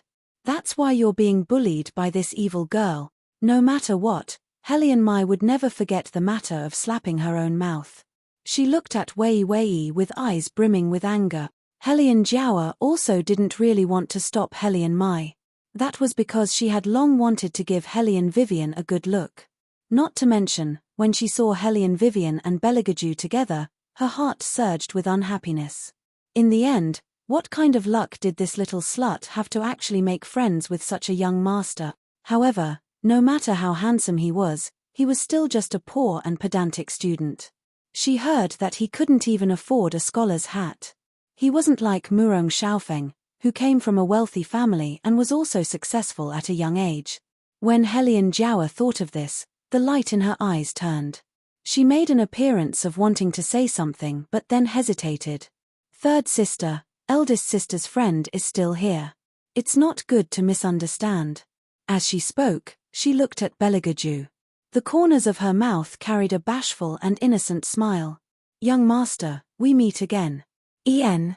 Beligaju lifted his eyelids. His deep eyes carried fine lines, so deep that it made people fall into them in an instant. Hellion Jiawa's heartstrings inexplicably trembled. Previously, at the superior compound, this man was just standing there. She felt as if his body carried a magical power. Now that she was close to him, listening to his voice, within the clear coldness, there was a low magnetism. It was clear and bright like the spring breeze in March. It refreshed the heart and refreshed the mind. There was a special kind of comfortable feeling. Helian Jiao's heart was once again unbalanced. The corner of her mouth's smile became even wider. After parting with young master last time, I haven't seen young master again. I don't know why young master went to the superior compound to look for me that day. Since she could make Lord Murong hate this slut, if it was another man, she could also do the same. Moreover, this young master had clearly taken a fancy to her from the beginning. If it wasn't for Wei Wei, this ugly woman, using money as a reward, it's likely that this young master wouldn't even spare her a glance, not to mention having a meal with her. This was simply a fantasy story. Helian Jiao was confident in her own beauty. After all, in this world, there was no man who could refuse her. Chapter 52. Her pretty face was slightly red as she lowered her head, like a budding lotus flower. Her beautiful eyes were shining as she looked at Bailey Jiaoju, her eyelashes as dark as ink. However, what Helian Jiao didn't know was that the person in front of her was none other than His Highness, the Holy Sun, who had never been attracted to women. Any beauty in front of him would be ignored. In Nangong Lai's words, if His Highness wants to look at beauty, all he needs to do is look in the mirror every day. Other people really can't compare, regardless of gender.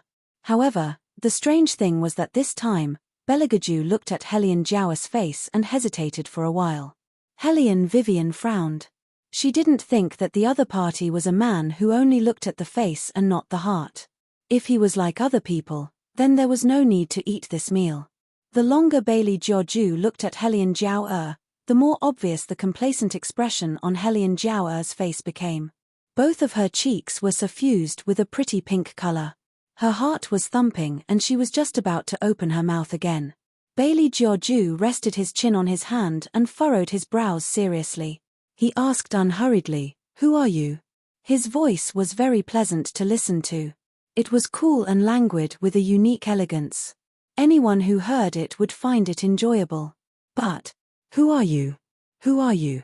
Who are you?" After hearing these three words, Helian Jiao's small face lost all color in a flash. Her pair of hands firmly pinched her handkerchief.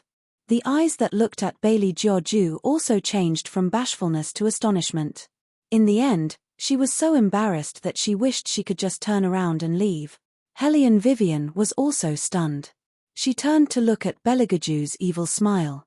This man definitely remembered Helian Jiao. It was because he remembered her that he deliberately asked this question. Amazing, too amazing. If it weren't for the others, Helian Vivian really wanted to give him a thumbs up and give him a thumbs up. It was rare to see such a black-bellied person in ancient times. Beligaju naturally noticed Helian Vivian's gaze on him. He curled his lips at her with a devilish smile. For a moment, Helian Vivian wondered if she should stay away from this man. After all, being too smart was dangerous. In the end, Beligaju knew what she was thinking when he saw her fox-like appearance. His smile disappeared, and his eyes were very confused. What's wrong? Nothing. Helian Vivian felt that she was overthinking. It was probably because the sense of crisis she felt when she first met this man was too strong, so she was always vigilant around him. Thinking about it carefully, this child was not bad. She should not have any opinions about others. Eat more. You don't know the others, so don't bother. All right. Beligaju responded faintly, but his lowered eyes were cold. He didn't expect that this little thing would still have doubts about him even after he had disguised himself to this extent. Disappointed? How is that possible? The more cunning the prey was, the more fun it would be to tame it. Beligaju curled his thin lips, and a scorching smile hung on his face. He was like a master sitting behind a tent.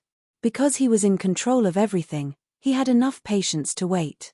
The most unbearable was Helian Jiao. She only felt that everyone in the dining hall was looking at her, including the young ladies she had befriended at the superior compound.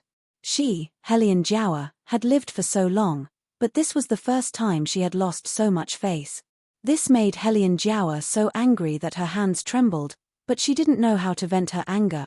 Second sister, what do you have to say to this man who can't even afford a scholar's hat? Helian Mai had stayed in the defense department for so long. Even if she was stupid, she still knew that she had to help Helian Jiawa get out of this predicament. She looked at Helian Vivian with disdain. They're nothing more than passing hills. Helian Jiawa received Helian Mai's message, and immediately changed her expression into one of grievance. I only saw that this young master's clothes were shabby. Forget it, forget it. We don't have the same background, so I was meddling. Shabby. Helian Vivian's elegant eyebrows wrinkled into a knot. It was fine if they talked about her, but now even the people by her side were ridiculing her. Did they really think that she wouldn't get angry? Helian Vivian held the bamboo chopsticks in her hand, and a trace of hostility flashed through her clear eyes. Eunuch Sun, who had just entered the dining hall with the superior compound's great master Jing Wuwang, was so scared that he almost threw away the horsetail whisk in his hand when he heard the word shabby. Seeing this, Great Master Jing was very baffled. Eunuch Sun, what's wrong with you? Do you think that the Academy's dining hall isn't good? Regarding this point, Eunuch Sun can rest assured. When the royal family arrives, there will be a special chef here to prepare the imperial meal for His Highness. As he spoke, he stroked his white beard and smiled. Actually, Eunuch Sun didn't need to personally come here. There's this old man here, so there won't be any problems. Eunuch Sun wanted to cry but had no tears. Did you think that I was willing to come here?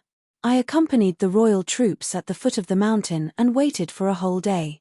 Now that I've waited until now, the person has appeared, but he's wearing a green gown and white cloth, blending into a group of students.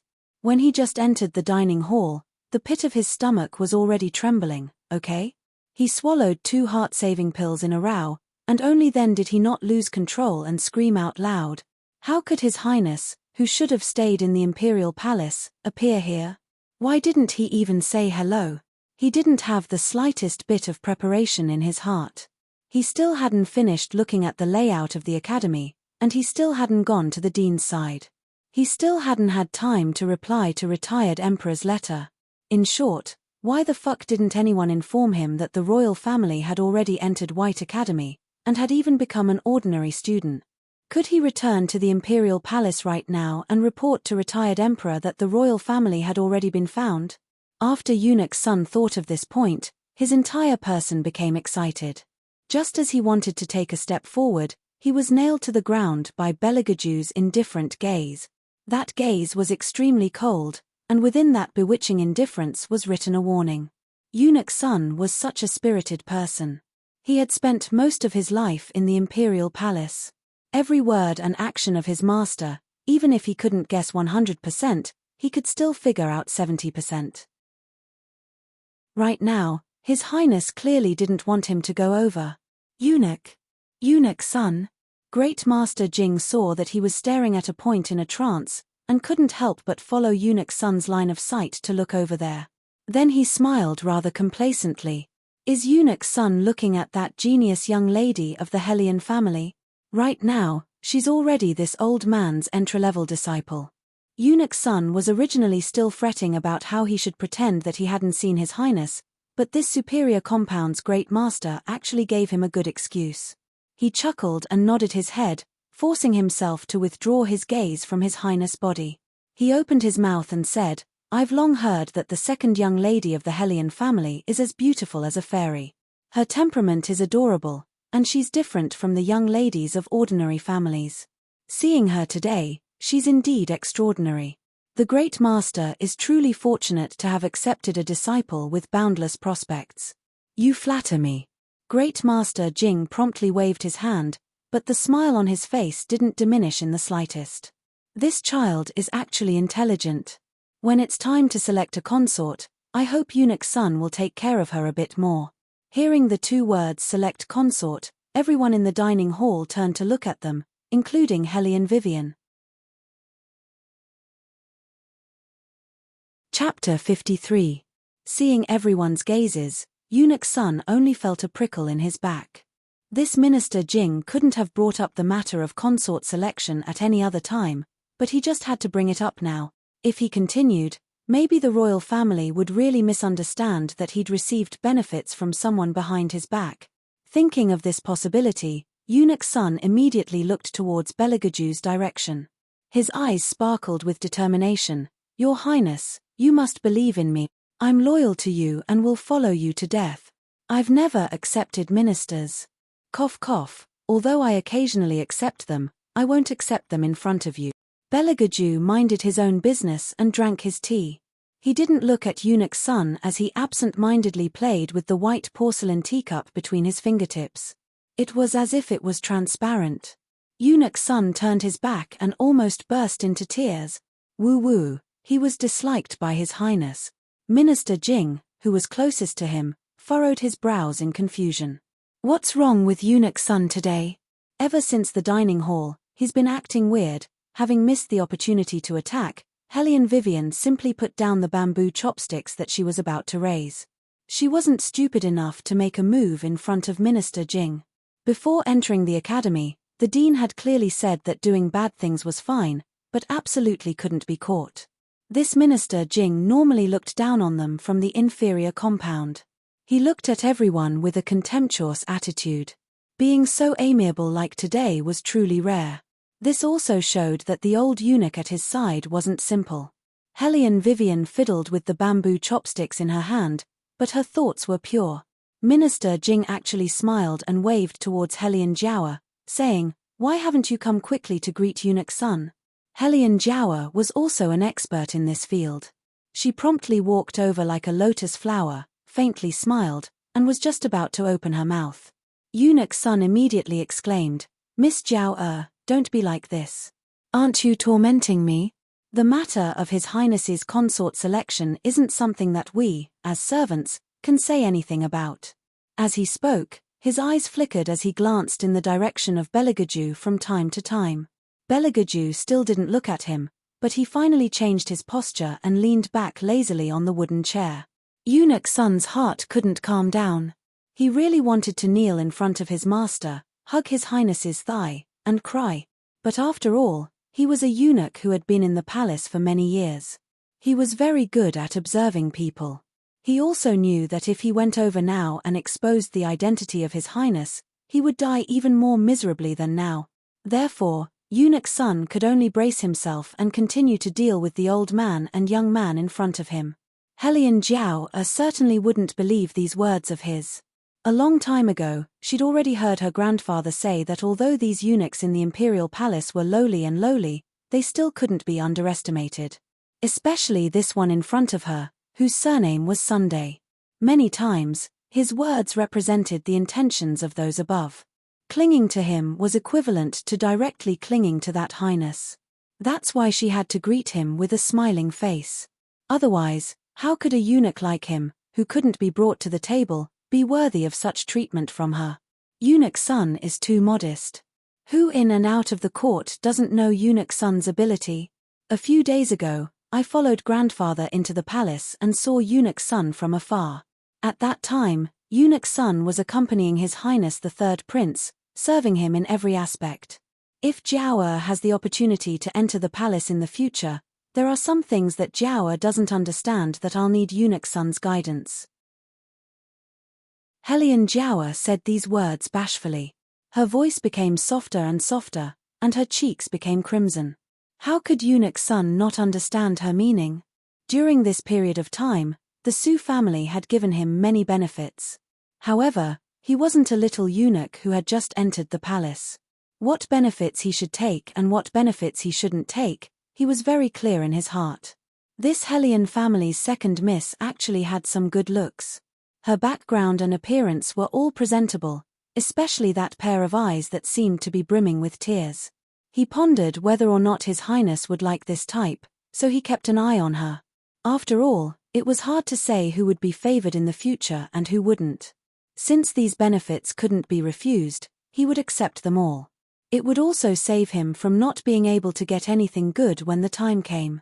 Of course, everything he did was always thinking of his master. If it was those who were ugly and had bad backgrounds, he wouldn't even mention them in front of His Highness. However, These were all his thoughts before coming to the cafeteria. Now, he only prayed that His Highness would spare his old life on account of his many years of careful and conscientious work. Eunuch Sun's hands trembled as he looked towards Belegaju's direction again. Helian Jiawa saw that he didn't speak and was somewhat unhappy in her heart. She had already lowered her status to give this old thing face, but this old thing didn't even open his mouth. What was the meaning of this? Eunuch Sun? What are you looking at? Helian Jiawa's patience seemed to have run out. Seeing that he was always distracted by Helian Vivian's table, her long, shapely eyebrows slightly twisted. Does Eunuch Sun know that young master? No. No. Eunuch Sun saw that His Highness's eyes had instantly turned cold. His heart and liver trembled, and he quickly put on a smile. I only felt that he looked familiar. After looking carefully, I discovered that I had mistaken him for someone else. This pair of eyes is getting more and more blurry. Helian Jiawa saw that the atmosphere was good and also followed with a smile. I am. Eunuch Sun can't possibly know that young master. I also don't know what happened to the academy this year, recruiting so many commoners. It's normal for Eunuch Sun's eyes to be blurry. After Eunuch Sun heard this, his smile became even more unnatural. This time, he didn't even have the courage to look at the commoner. His palms overflowed with thin layers of sweat. Let's go stroll around somewhere else. It's too noisy here. Minister Jing's pure white sleeves moved, and his voice carried a smile. Eunuch Sun, please. Okay. Eunuch Sun immediately nodded. His appearance of wanting to leave as soon as possible made the others very puzzled. How could they know that if they continued to talk, he would really not have a corpse left? Minister Jing also didn't stay any longer. He only called for Helian Jiawa to accompany them. After the distinguished guest left, the dining hall returned to its usual atmosphere. Helian Mai coldly glanced at Helian Vivian. Some people always overestimate themselves and have delusions of comparing themselves with second sister. She doesn't properly look in the mirror, thinking that everyone else is like her and only has eyes for the air. Now, it's good. Second sister is going to become the third imperial consort, while a certain person has become a second-hand good whose engagement has been broken off. After she finished speaking, she quickly covered her mouth and reached out to lightly hit herself twice. Look at this mouth of mine. Big sister, I wasn't talking about you. However, as a younger sister, I have to remind you. Even if no one wants you, you shouldn't find a poor and pedantic man to make do with yourself. Rather than this, you might as well say a few words to the air. In any case, you've already said a lot of things before. Maybe the air will be soft-hearted and forgive you. Chapter 54. Helian Mai laughed heartily as she asked the young lady standing behind her. They were holding handkerchiefs, their thin lips slightly curved. They looked at Helian Vivian as if they were looking at a pile of mud that couldn't be lifted up. Helian Mai proudly raised her chin. Ari, I won't say any more. The environment here is not good. Let's go find the chef to give us some special treatment. Let's go, sisters. Another string of light and ear-piercing laughter. However, before Helian Mai's foot could take a step, she saw that her whole body seemed to be out of control. With a bang, she knelt on the ground. It was unknown whether it was the leftovers in front of her, but her face and hair were covered in oil from the fall. Miss.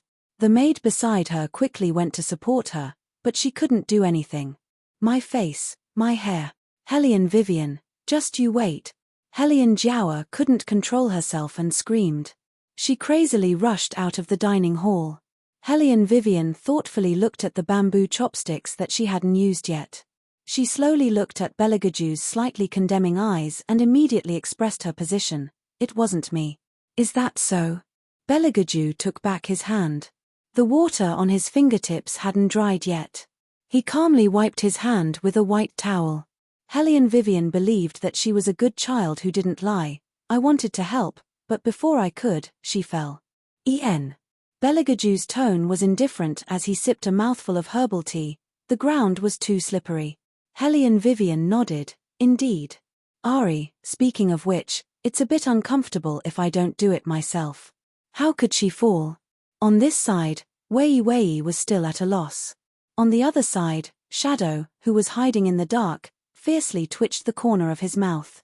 He didn't know why, but he always felt that the smile on the corners of his master's mouth made people feel very, very cold. He definitely wouldn't believe some nonsense like the ground is too slippery. His Highness must have made a move. But thinking about it carefully, Helion Jiawa is going to marry the third prince. It's quite a good thing. Helion Vivian seemed to have thought of something, and suddenly smiled.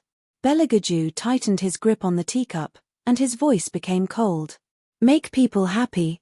Helion Vivian looked at him meaningfully.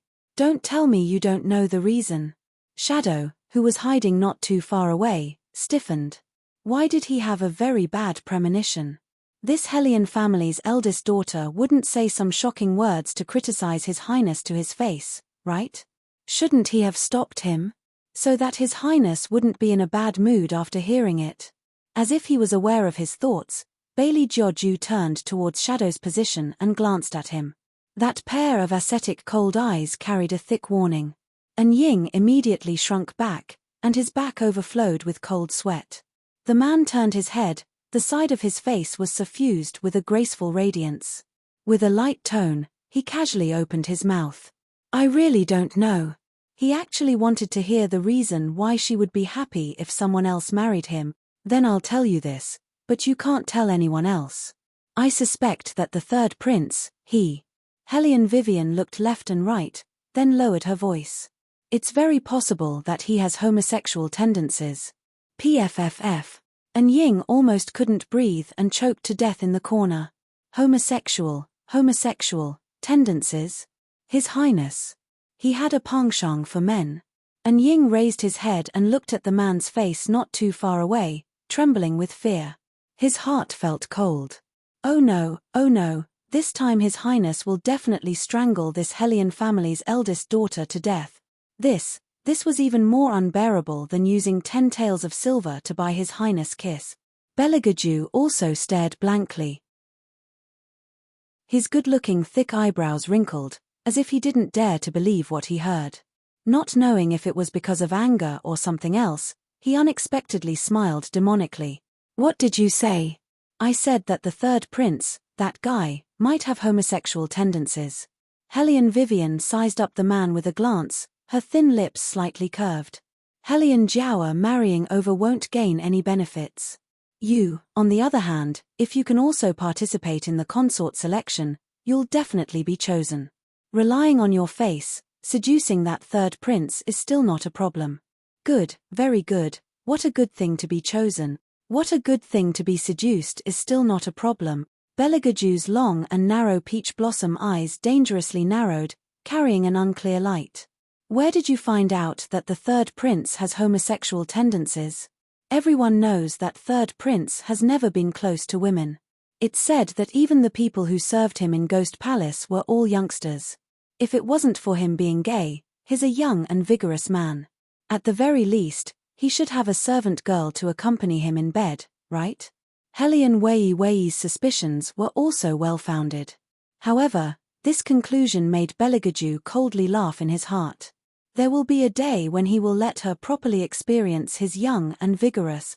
Helion Vivian saw that the man didn't speak and thought that he was shocked by the secret she revealed. Sure enough, no matter if it was the ancient era or the modern era, no matter if it was a man or a woman. Regarding this kind of matter, they would always enjoy gossiping. Helion Vivian revealed an I understand expression and patted Beligaju's shoulder. You don't have to be too surprised. If you feel that you can't hide this news after hearing it, you can also tell other people. Relax. Beligaju indifferently glanced at the hand she placed on his shoulder. His thin lips curved into a half smile.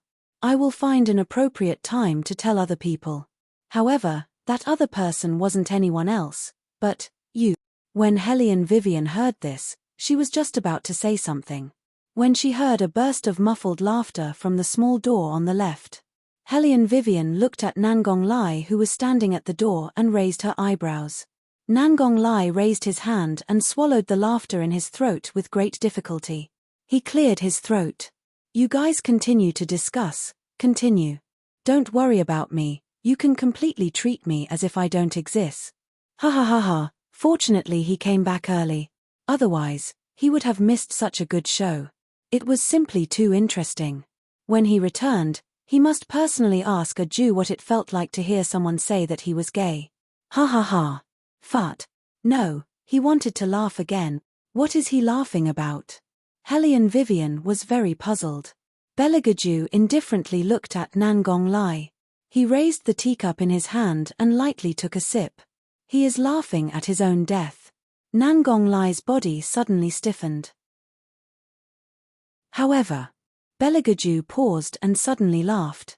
I think that the third prince must be very, very interested in what you said. How could I be stupid enough to say this in front of him, unless I don't want to live anymore? Hellion Vivian indifferently gnawed on the newly arrived roasted lamb chop. She was very disapproving. Nangong Lai and Shadow laughed at the same time. Then what are you doing right now? It's already too late. You definitely, you are definitely dead. Belegaju unexpectedly curved his pale lips. That kind of smile was arrogant and charming, as if he had found a very interesting toy. Chapter 55. A smart hunter would always treat his prey with extraordinary patience.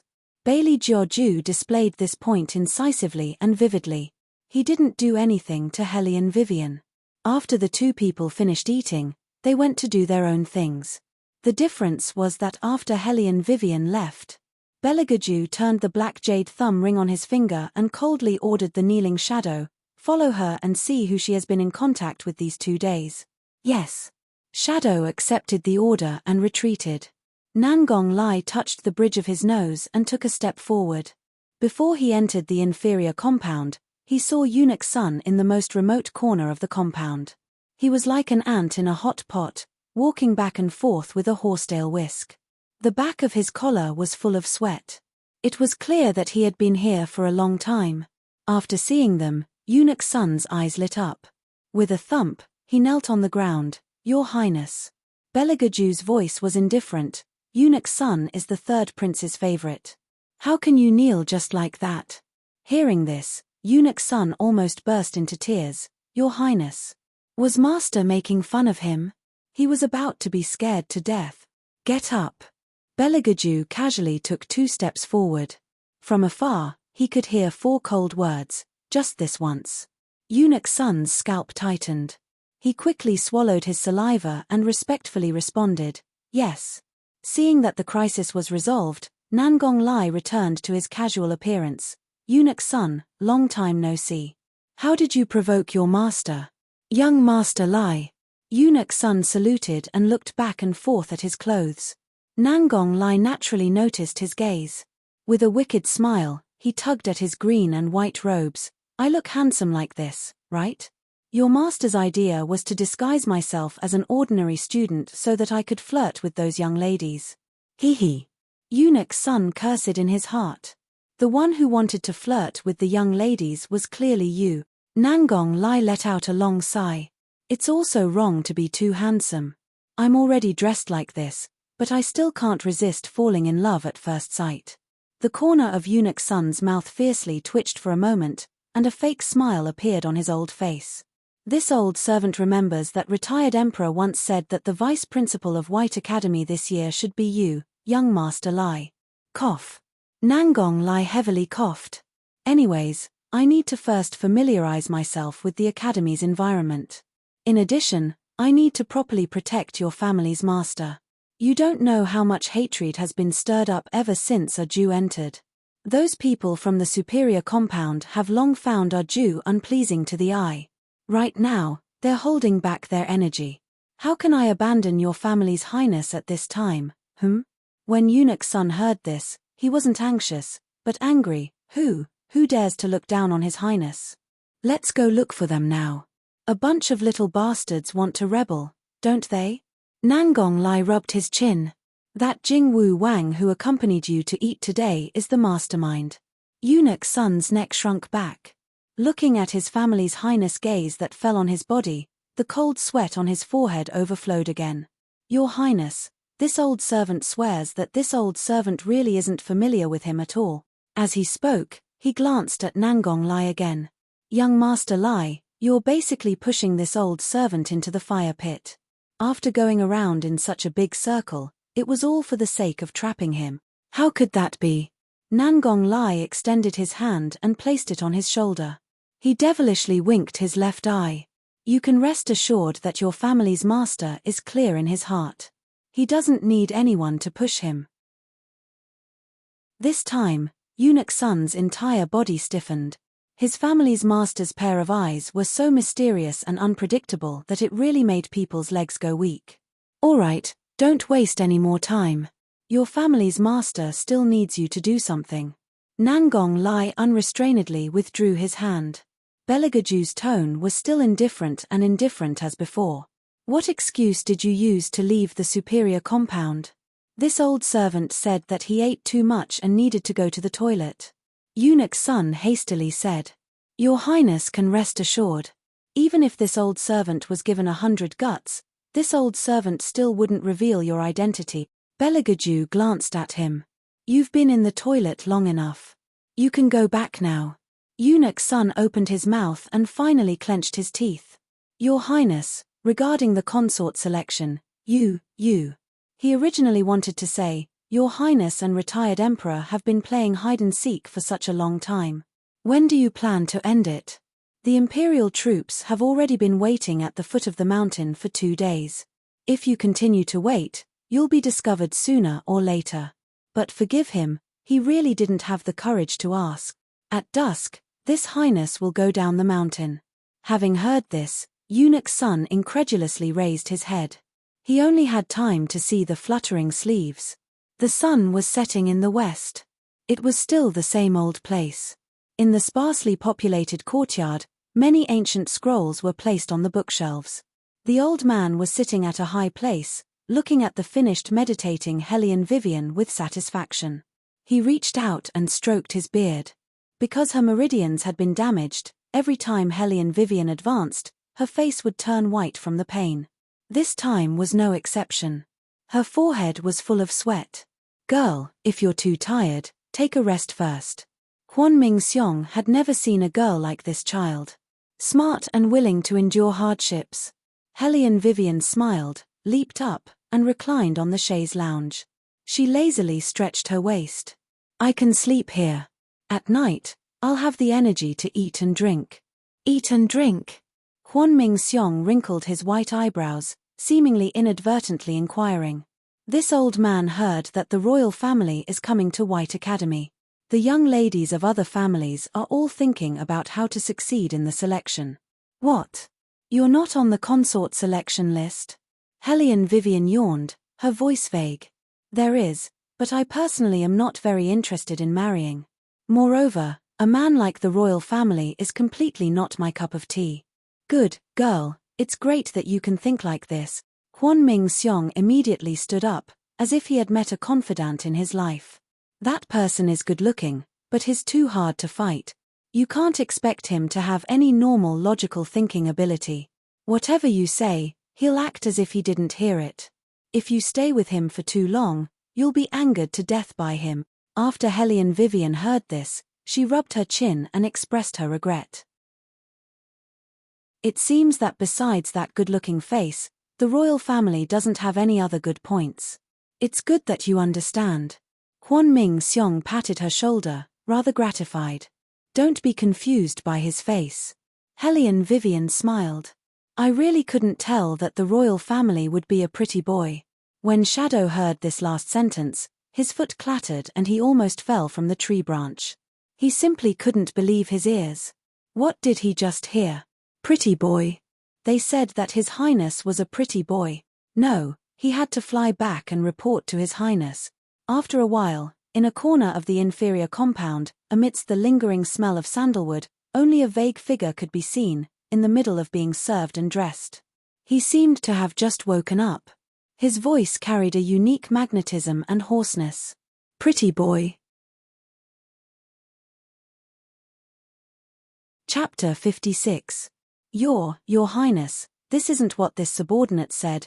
This subordinate is only reporting. Shadow wiped the cold sweat on his forehead. Bailey Jiu unhurriedly straightened his sleeves. He was still sitting in an indifferent manner, but he gave people a kind of majesty of a monarch overlooking the world. Those two people are actually birds of a feather. Yes, yes. Shadow answered while lowering his head. He really didn't know what to say. Before, those two people didn't speak at all, but because they mentioned Your Highness, they seemed to have found a common language. Your Highness, what kind of enmity did you have with Master Huan, to make him blacken you like this? Continue to watch. If there are any problems, come and report to me. Belagaju gracefully propped up the side of his face, just like a rare breed of Persian cat. Every movement of his showed his nobility. Shadow lowered his eyes. He first walked a few steps outside, then turned back. He endured and endured, but in the end, he couldn't help but ask, Your Highness, that year when Master Huan wanted to accept you into the battle spirit forces, why did you refuse him? Belagaju yawned again, and said in an indifferent tone, Because I promised him, I had to get up early. Because I promised him, I had to get up early. Because I promised him, I had to get up early. Because I promised him, I had to get up early. Your Highness, because of this reason, you offended 3 generations of elders, Huan Mingxiong. Shadow's face stiffened, and 3 lines slid down his forehead. The other shadows hiding in the dark glanced at each other, their eyes filled with obvious speechlessness. Their Great Highness, sure enough, everything he did was unexpected. Belagaju didn't take this seriously. He closed the ancient book in his hand and stood up from the wooden chair. Time's up, leave the hospital. Yes.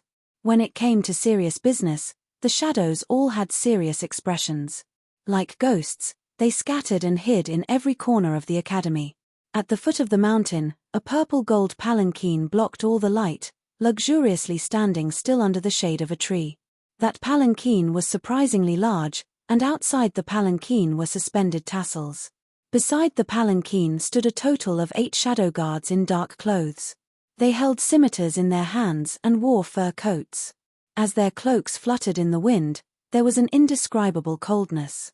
The palanquin servants were dressed very well. They did not look like ordinary officials at all, but they were more low-key than expected. However, the strictness in their movements was not something that could be done by just anyone. That was an aura that only the royal family could support. All of a sudden, the steed let out a long neigh and everyone stood up. That person casually walked over from the mountain, one hand in his pocket lazily, the other playing with the silver mask on his fingertips. His side profile was handsome as if it was carved by a knife, full of indescribable nobility, like a broken crystal, handsome beyond compare. A muffled sound rang out. The shadow guards in dark clothes knelt on the ground in unison, and the scene was indescribably soul-stirring. Your Highness. Belagaju looked at everyone coldly. With a turn of his finger, a silver mask covered his face and only 2 words were written on it, admission. Yes. Another muffled sound rang out, and the shadow guards in dark clothes returned to their previous positions.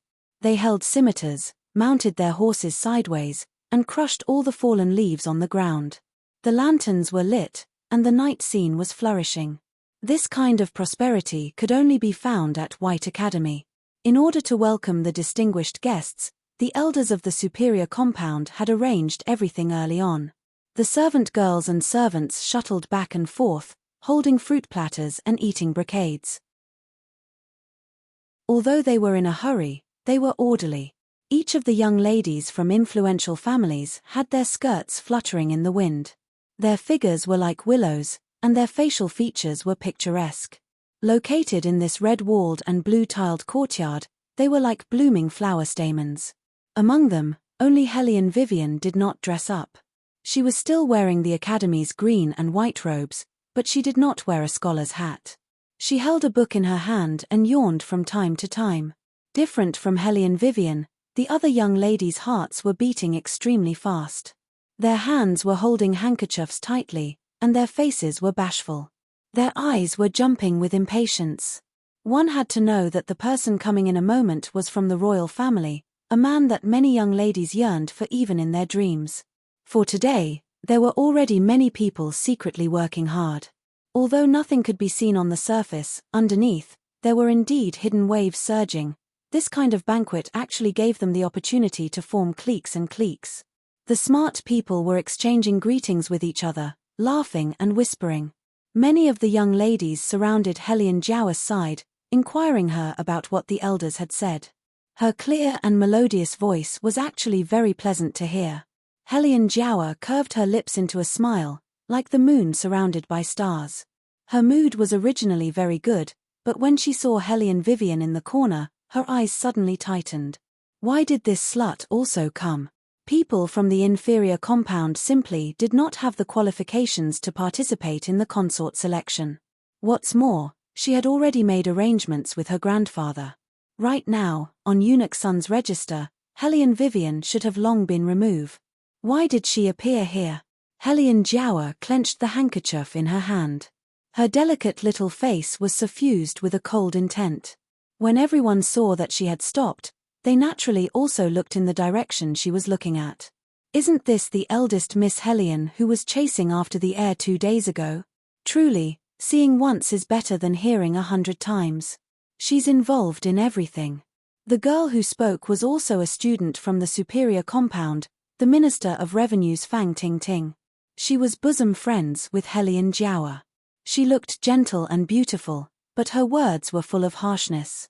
Relying on her family's power, she had previously bullied Helian Vivian. In any case, she was only an orphan, and there was no one who would stand up for her. Fang Ting Ting saw this point and laughed mockingly. Some people really should have a bit of self-awareness. They don't know what kind of occasion they should come to and what kind of occasion they shouldn't come to. Their hearts also don't know how to weigh the pros and cons. Helian Jiao pulled on her sleeve, white teeth biting her lip, with a face of embarrassment. Sister Fang, don't say any more. Second sister, don't stop Sister Fang. Some people just need to be beaten, Helian Mai said while gnashing her teeth. It was all because of this slut that she had a cut on her forehead, and had no choice but to let down her hair. She couldn't even comb her hair. Originally, today was a good opportunity to stand out, because not only would the third prince appear, even those noble young masters would also appear. She had admired the legendary young master Lai for a long time, so much so that she hurriedly ordered a set of lake blue brocade long dress, just so that she could dress up beautifully. But all of this was ruined by Helian Vivian, this little slut.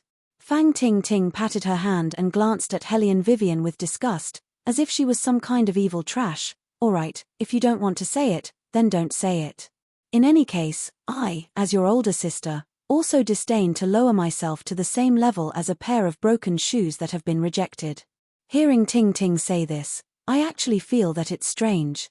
A girl who has had her marriage annulled doesn't have the qualifications to choose a consort, right? The other young ladies from aristocratic families also followed suit. She has curried favor with Grandmaster Jizun.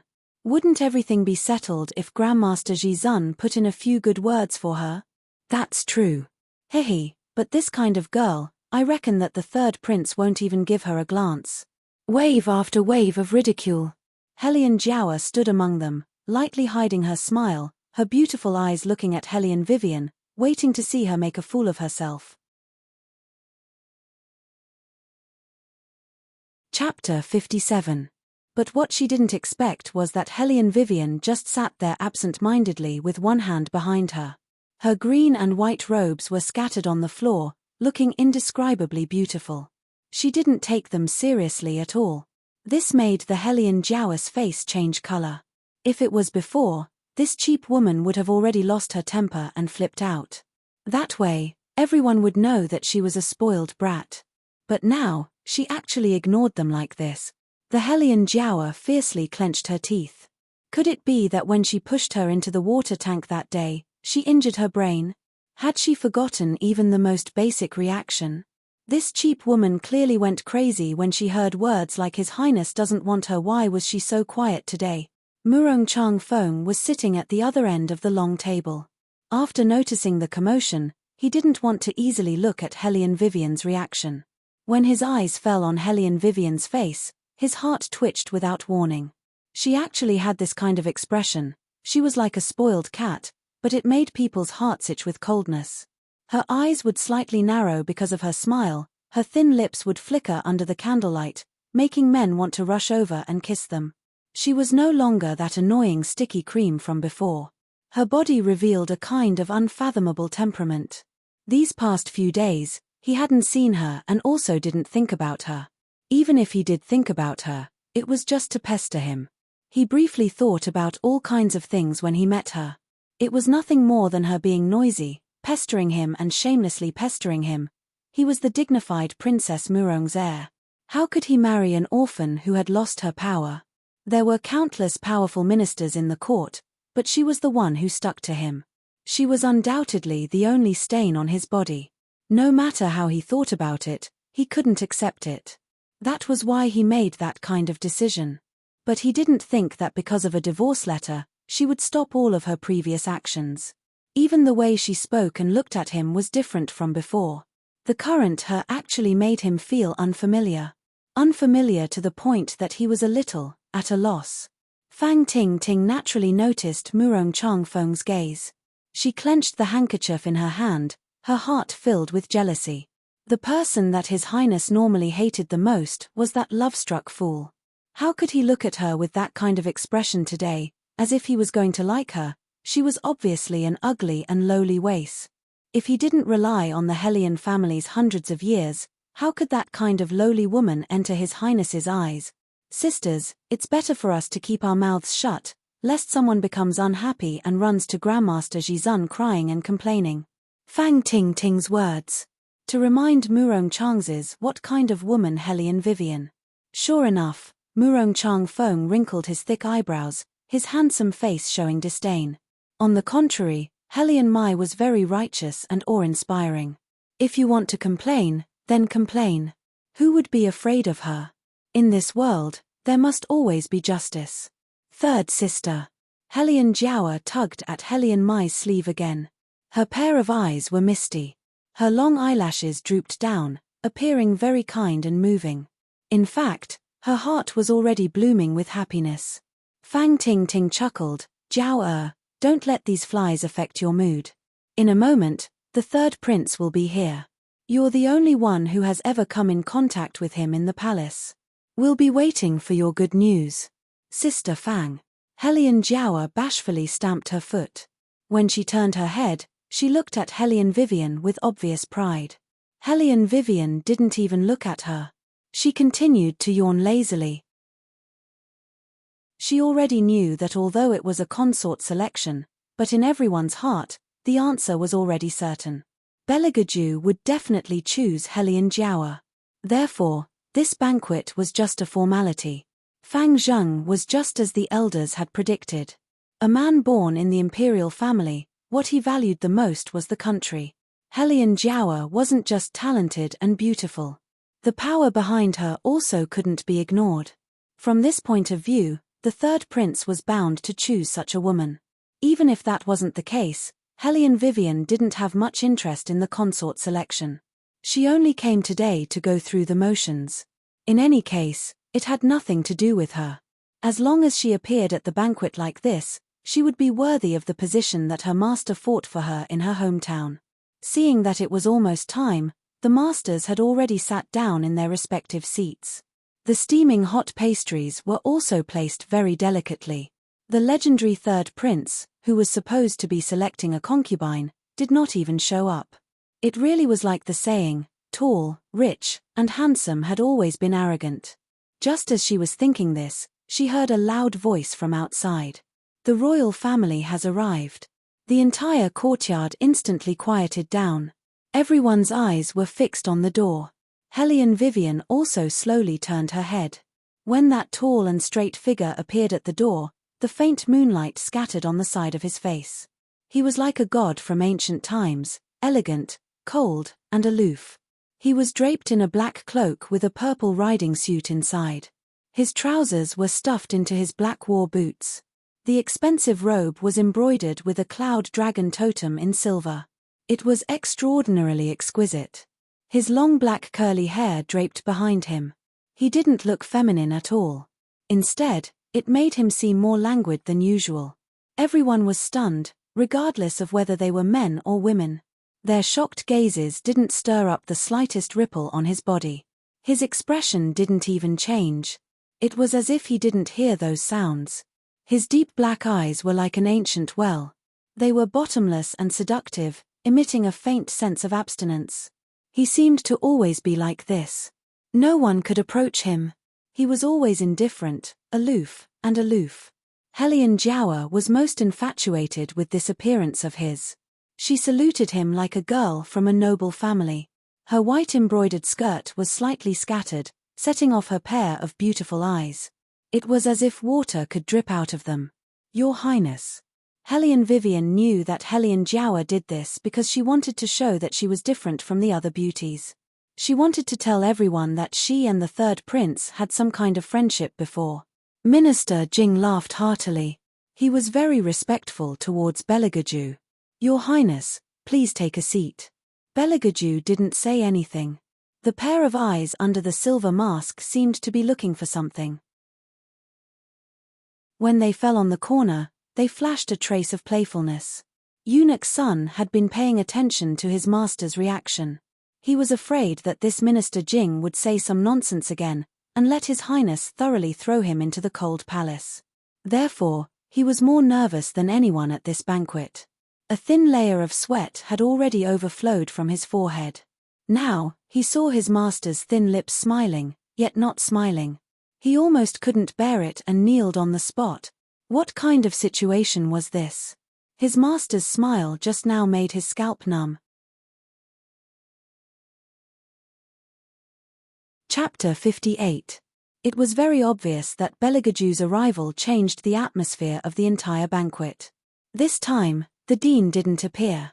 Instead, Minister Jing accompanied him the entire time. Many of the great teachers were wondering whether or not the dean was going to lose his power. Although it was said to be a consort selection, the third prince didn't seem to be in a hurry. Eunuch Sun was a person who could handle the situation. He didn't need Beligaju to open his mouth to take care of everything. Following Minister Jing, he was reserved.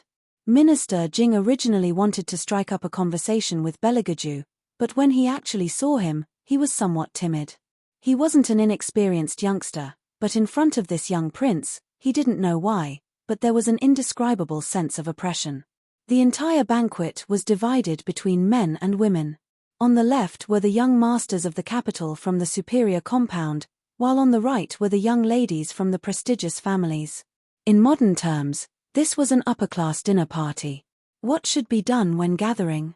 Just eat, but none of them moved their chopsticks.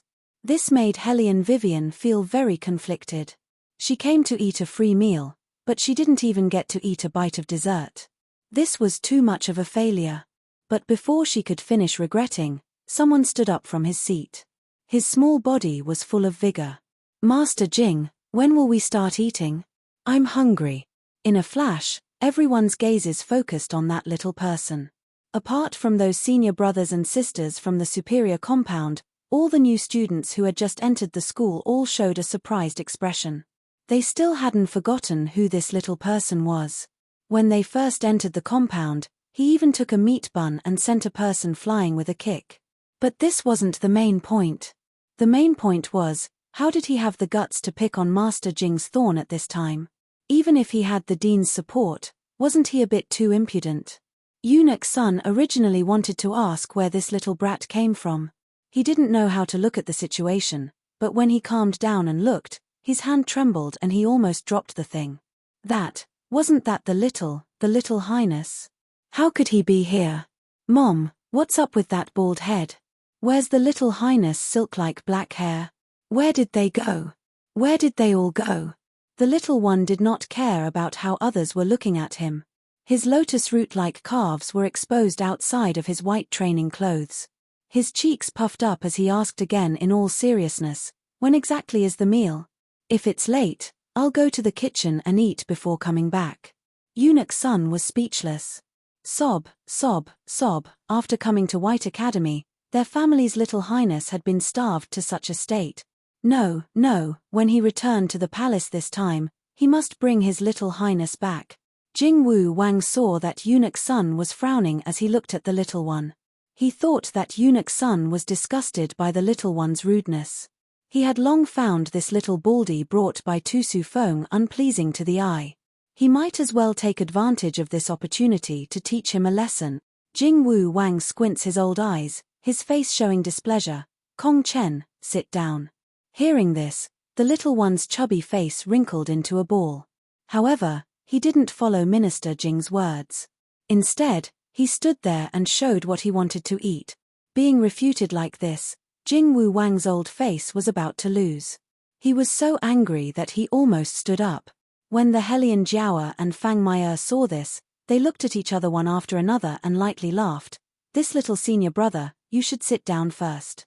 If you stand up again, you'll be lacking in etiquette. At that time, the dean will also be in a difficult position. Listen to the big sisters. This kind of situation can't be allowed to have a temper. The Helian Jiaoer followed up and said, fortunately, Master Jing's temper is good. If it was someone with a bad temper, you would have been punished. The two people's words sounded like they were helping the little one out of a predicament, but in reality, they were helping Jing Wu Wang criticize this little thing who didn't know how to appreciate favors.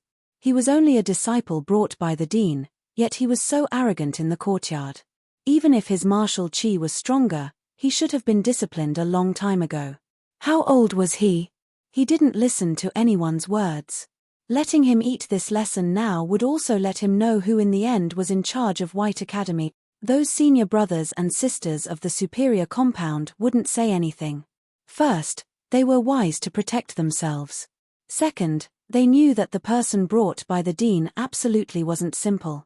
Some time ago, all the martial uncles in the courtyard had been beaten up by him. Although they didn't know who he was, they could roughly guess that he was most likely the successor of a large family. Because from the first day they entered the academy, this little one had been raised in White Academy. The people who knew were few and far between. This wasn't something an ordinary person from a famous family could do, unless they were born with an extremely illustrious background. However, right now, no matter how illustrious they were, it was useless. It was Master Jing who didn't see eye to eye with him. They also couldn't possibly offend a master of virtue and prestige in the academy for a little one. The little one looked left and right. His little face became tighter and tighter.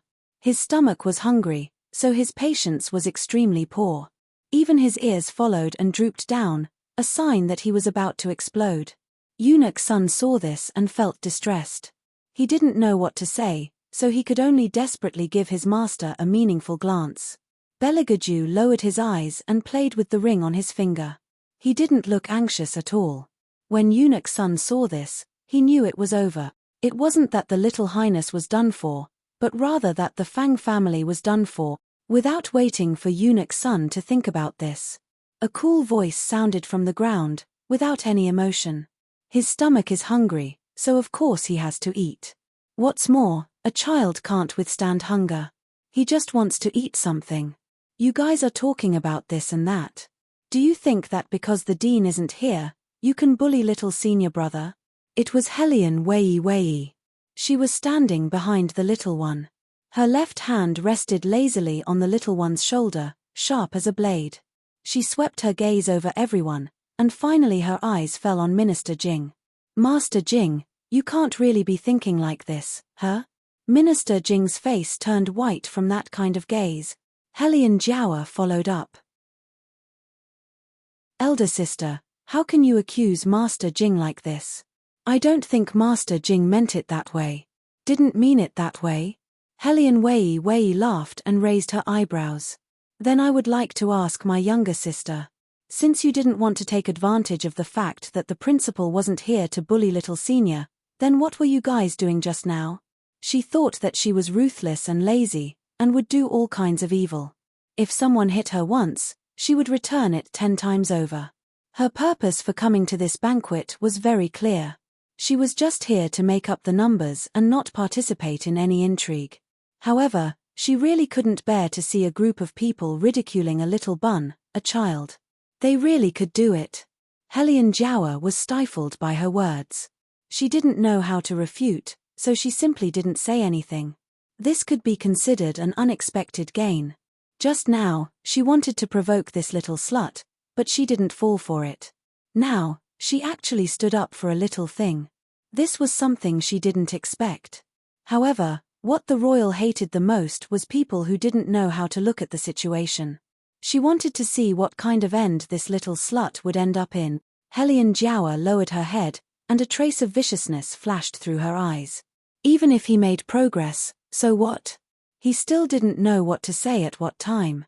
That debauchery couldn't be removed. This was destined to be that little slut's Achilles heel. Minister Jing seemed to have grasped this point, and he adopted the attitude of an old man. Helian Vivian is talking nonsense.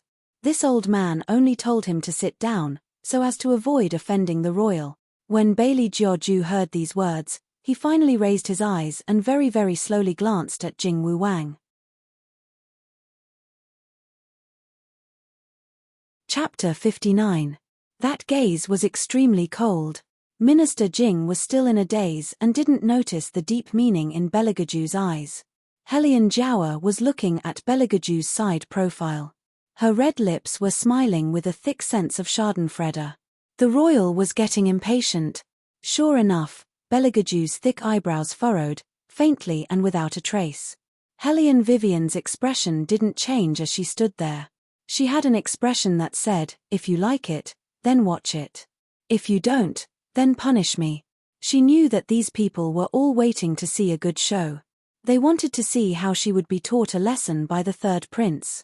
She didn't care. She was just that kind of person. When it was time to make a move, she would make a move.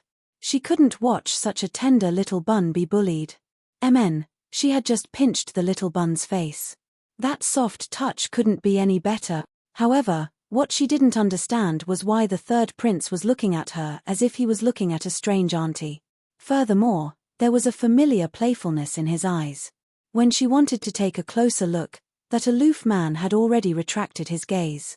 Half of his silver mask didn't reveal the slightest ripple. His entire body was sitting in a very lazy and luxurious posture. His elbow was propped up on the side as he indifferently said, "Come here." Hey! Who was the third prince calling? Before everyone could react, they saw the little one running over and calling out like a tiger, "Brother! Brother!" The crimson red on Helian Jiawa's face instantly retreated. Everyone's expression froze. Even Helian Vivian raised her eyebrows in surprise. She didn't expect that this little foodie was actually from the royal family. It was really surprising. This little senior brother usually only knew how to fight and eat. He really didn't seem like someone who came from the royal palace. Belegaju indifferently replied and continued to turn the ring on his finger. Even his tone was as indifferent as usual. What does Minister Jing think seventh brother has done to offend me? You can tell me in detail. Minister Jing didn't want to say anything. He had long since been scared stiff. His legs were trembling, and he only wanted to kneel. Belegaju looked at him mockingly, but said to Eunuch's son, "Eunuch Sunday. This old servant is here." Eunuch's son bowed to receive the order. Belegaju's voice didn't change at all. It was still neither cold nor hot. "Tell Minister Fang, within 3 days, I will personally come to his house and confiscate his house." "Yes." Eunuch's son's skin tightened. Fang Tingting was dumbfounded as if she had been struck by lightning. She knelt on the ground with a thud. "Your Highness, my father has always been an honest official. You can't do this, you can't do this." Belegaju fed the little one a mouthful of jerky and then turned to look at him with a faint smile. "Honest and honest." As soon as Helian Jiawa heard this, she knew it wasn't good. She wanted to tell Fang Tingting to stop talking, but she also didn't want to get involved in this muddy water. Fang Tingting had always been spoiled by her family. In a moment of desperation, she shouted, "Father has done so much for the imperial court. What's wrong with receiving some money?" Hearing this, Minister Jing also became anxious. How could this Fang family's young miss be so stupid? This time, it would be difficult to clean up the mess. Helian Vivian yawned. She thought that watching a good show should be accompanied by snacks. She conveniently took a piece of pastry and put it in her mouth. Belegaju's indifferent voice sounded again. "Eunuch's son, when you go to Minister Fang's house, bring young Miss Fang along. Let her repeat what she just said to Minister Fang, so that Minister Fang will know where he made a mistake. If he raises a daughter who only knows how to eat like the eldest young miss of the Hellion family, perhaps he can still keep the head on his neck. Cough. Hellion Vivian choked on the pastry in her mouth. If this third prince wanted to punish people, then punish them. Why did he have to use her as a comparison? Moreover, he used that kind of besides eating, what else do you know how to do? Arrogant and cold tone. However, it had to be said that this man really was ruthless enough when handling matters. Generally, if someone wanted to kill someone, they would just kill them. He still insisted on letting people know why he wanted to kill them. Wasn't this clearly showing that he wanted to add to people's hearts?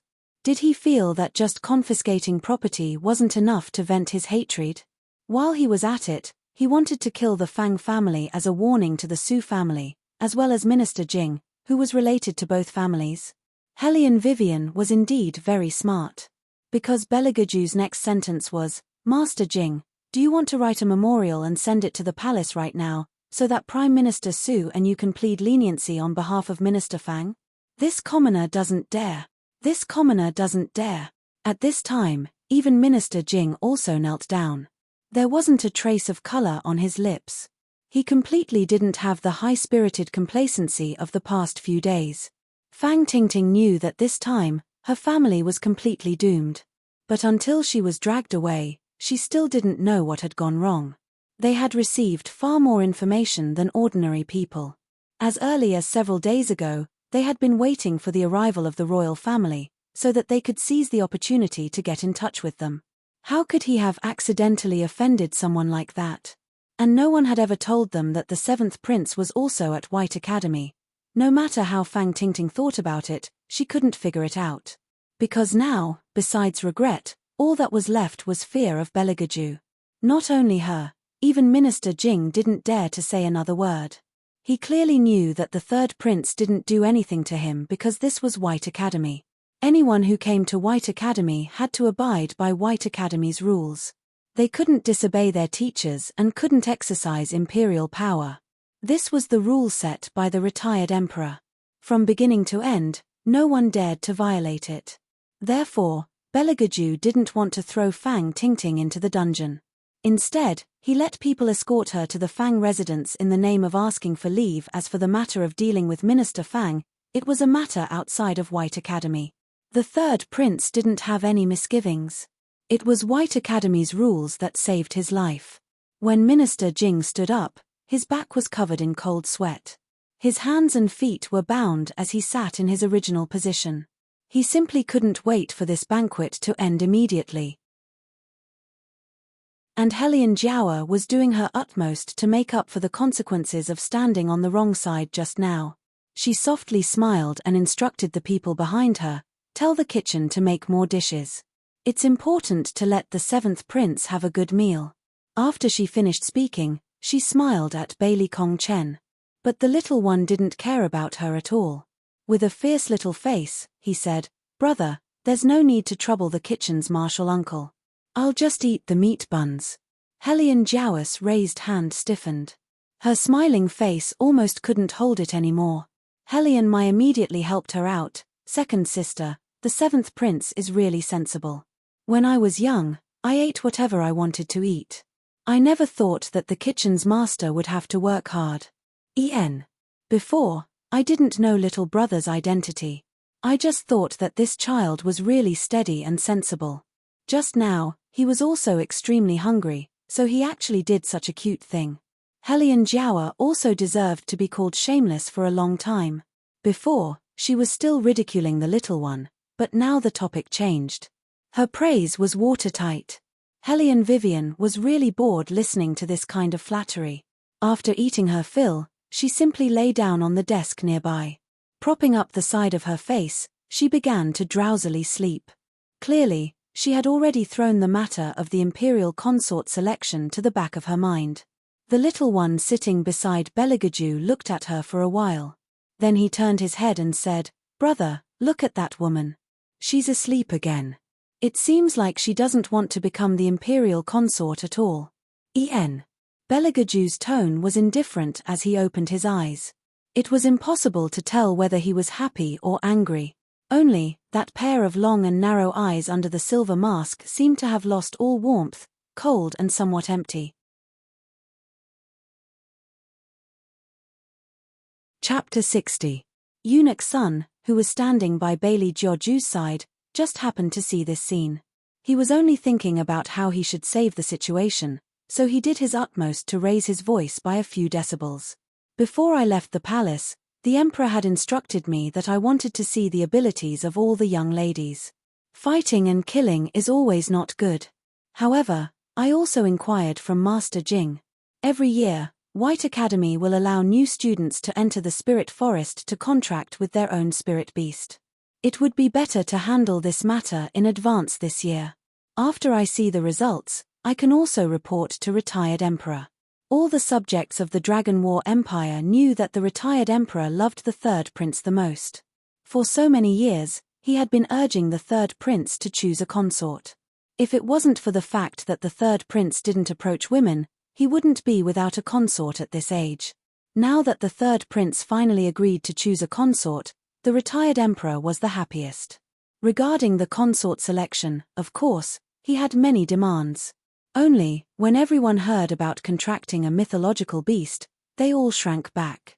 Although they were all students of the superior compound, there was still a gap between people. Some people simply couldn't contract a mythological beast unless their divine sense reached a certain level. It seems that the retired emperor already knew that the White Academy produced a genius, Jiao, so he deliberately created such a difficult problem. He simply recognized Sister Jiao. The Hellion Jiao intimately pinched the face of the person who spoke. You only know how to make fun of me. How am I making fun of you? You see, ever since the royal came in, he simply didn't look at anyone else. He kept looking at us. If he wasn't looking at you, could it be that he was looking at that dark and swarthy waist? That person mockingly glanced at Hellion Vivian, who was lying on the wooden table. You only know how to sleep all day. Look at the things on her table. Almost all of them were eaten by her. She really hasn't seen the world, Sister Jiao. Sister Mai, how can you bear to live with such a person in the Defense Division residence? The Hellion Jiao disappointedly sighed and pretended to be upset. Don't say any more. Because Big Sister's aptitude is too poor, it's hard to avoid feeling inferior. That's why she's like this. Big Sister Jiao, you're just too kind and beautiful. No wonder the royal family doesn't look at anyone but you. Hellion Jiao's face reddened slightly as she listened and said, nonsense. However, her heart was full of pride. She shyly looked at the high and mighty man. When she met his eyes, her cheeks burned even hotter. However, Beligaju never left the woman sleeping on the floor. The coldness in his eyes became more and more demonic as time passed.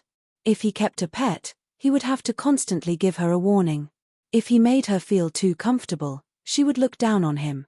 A good hunter certainly knows how to deal with this kind of disobedient pet.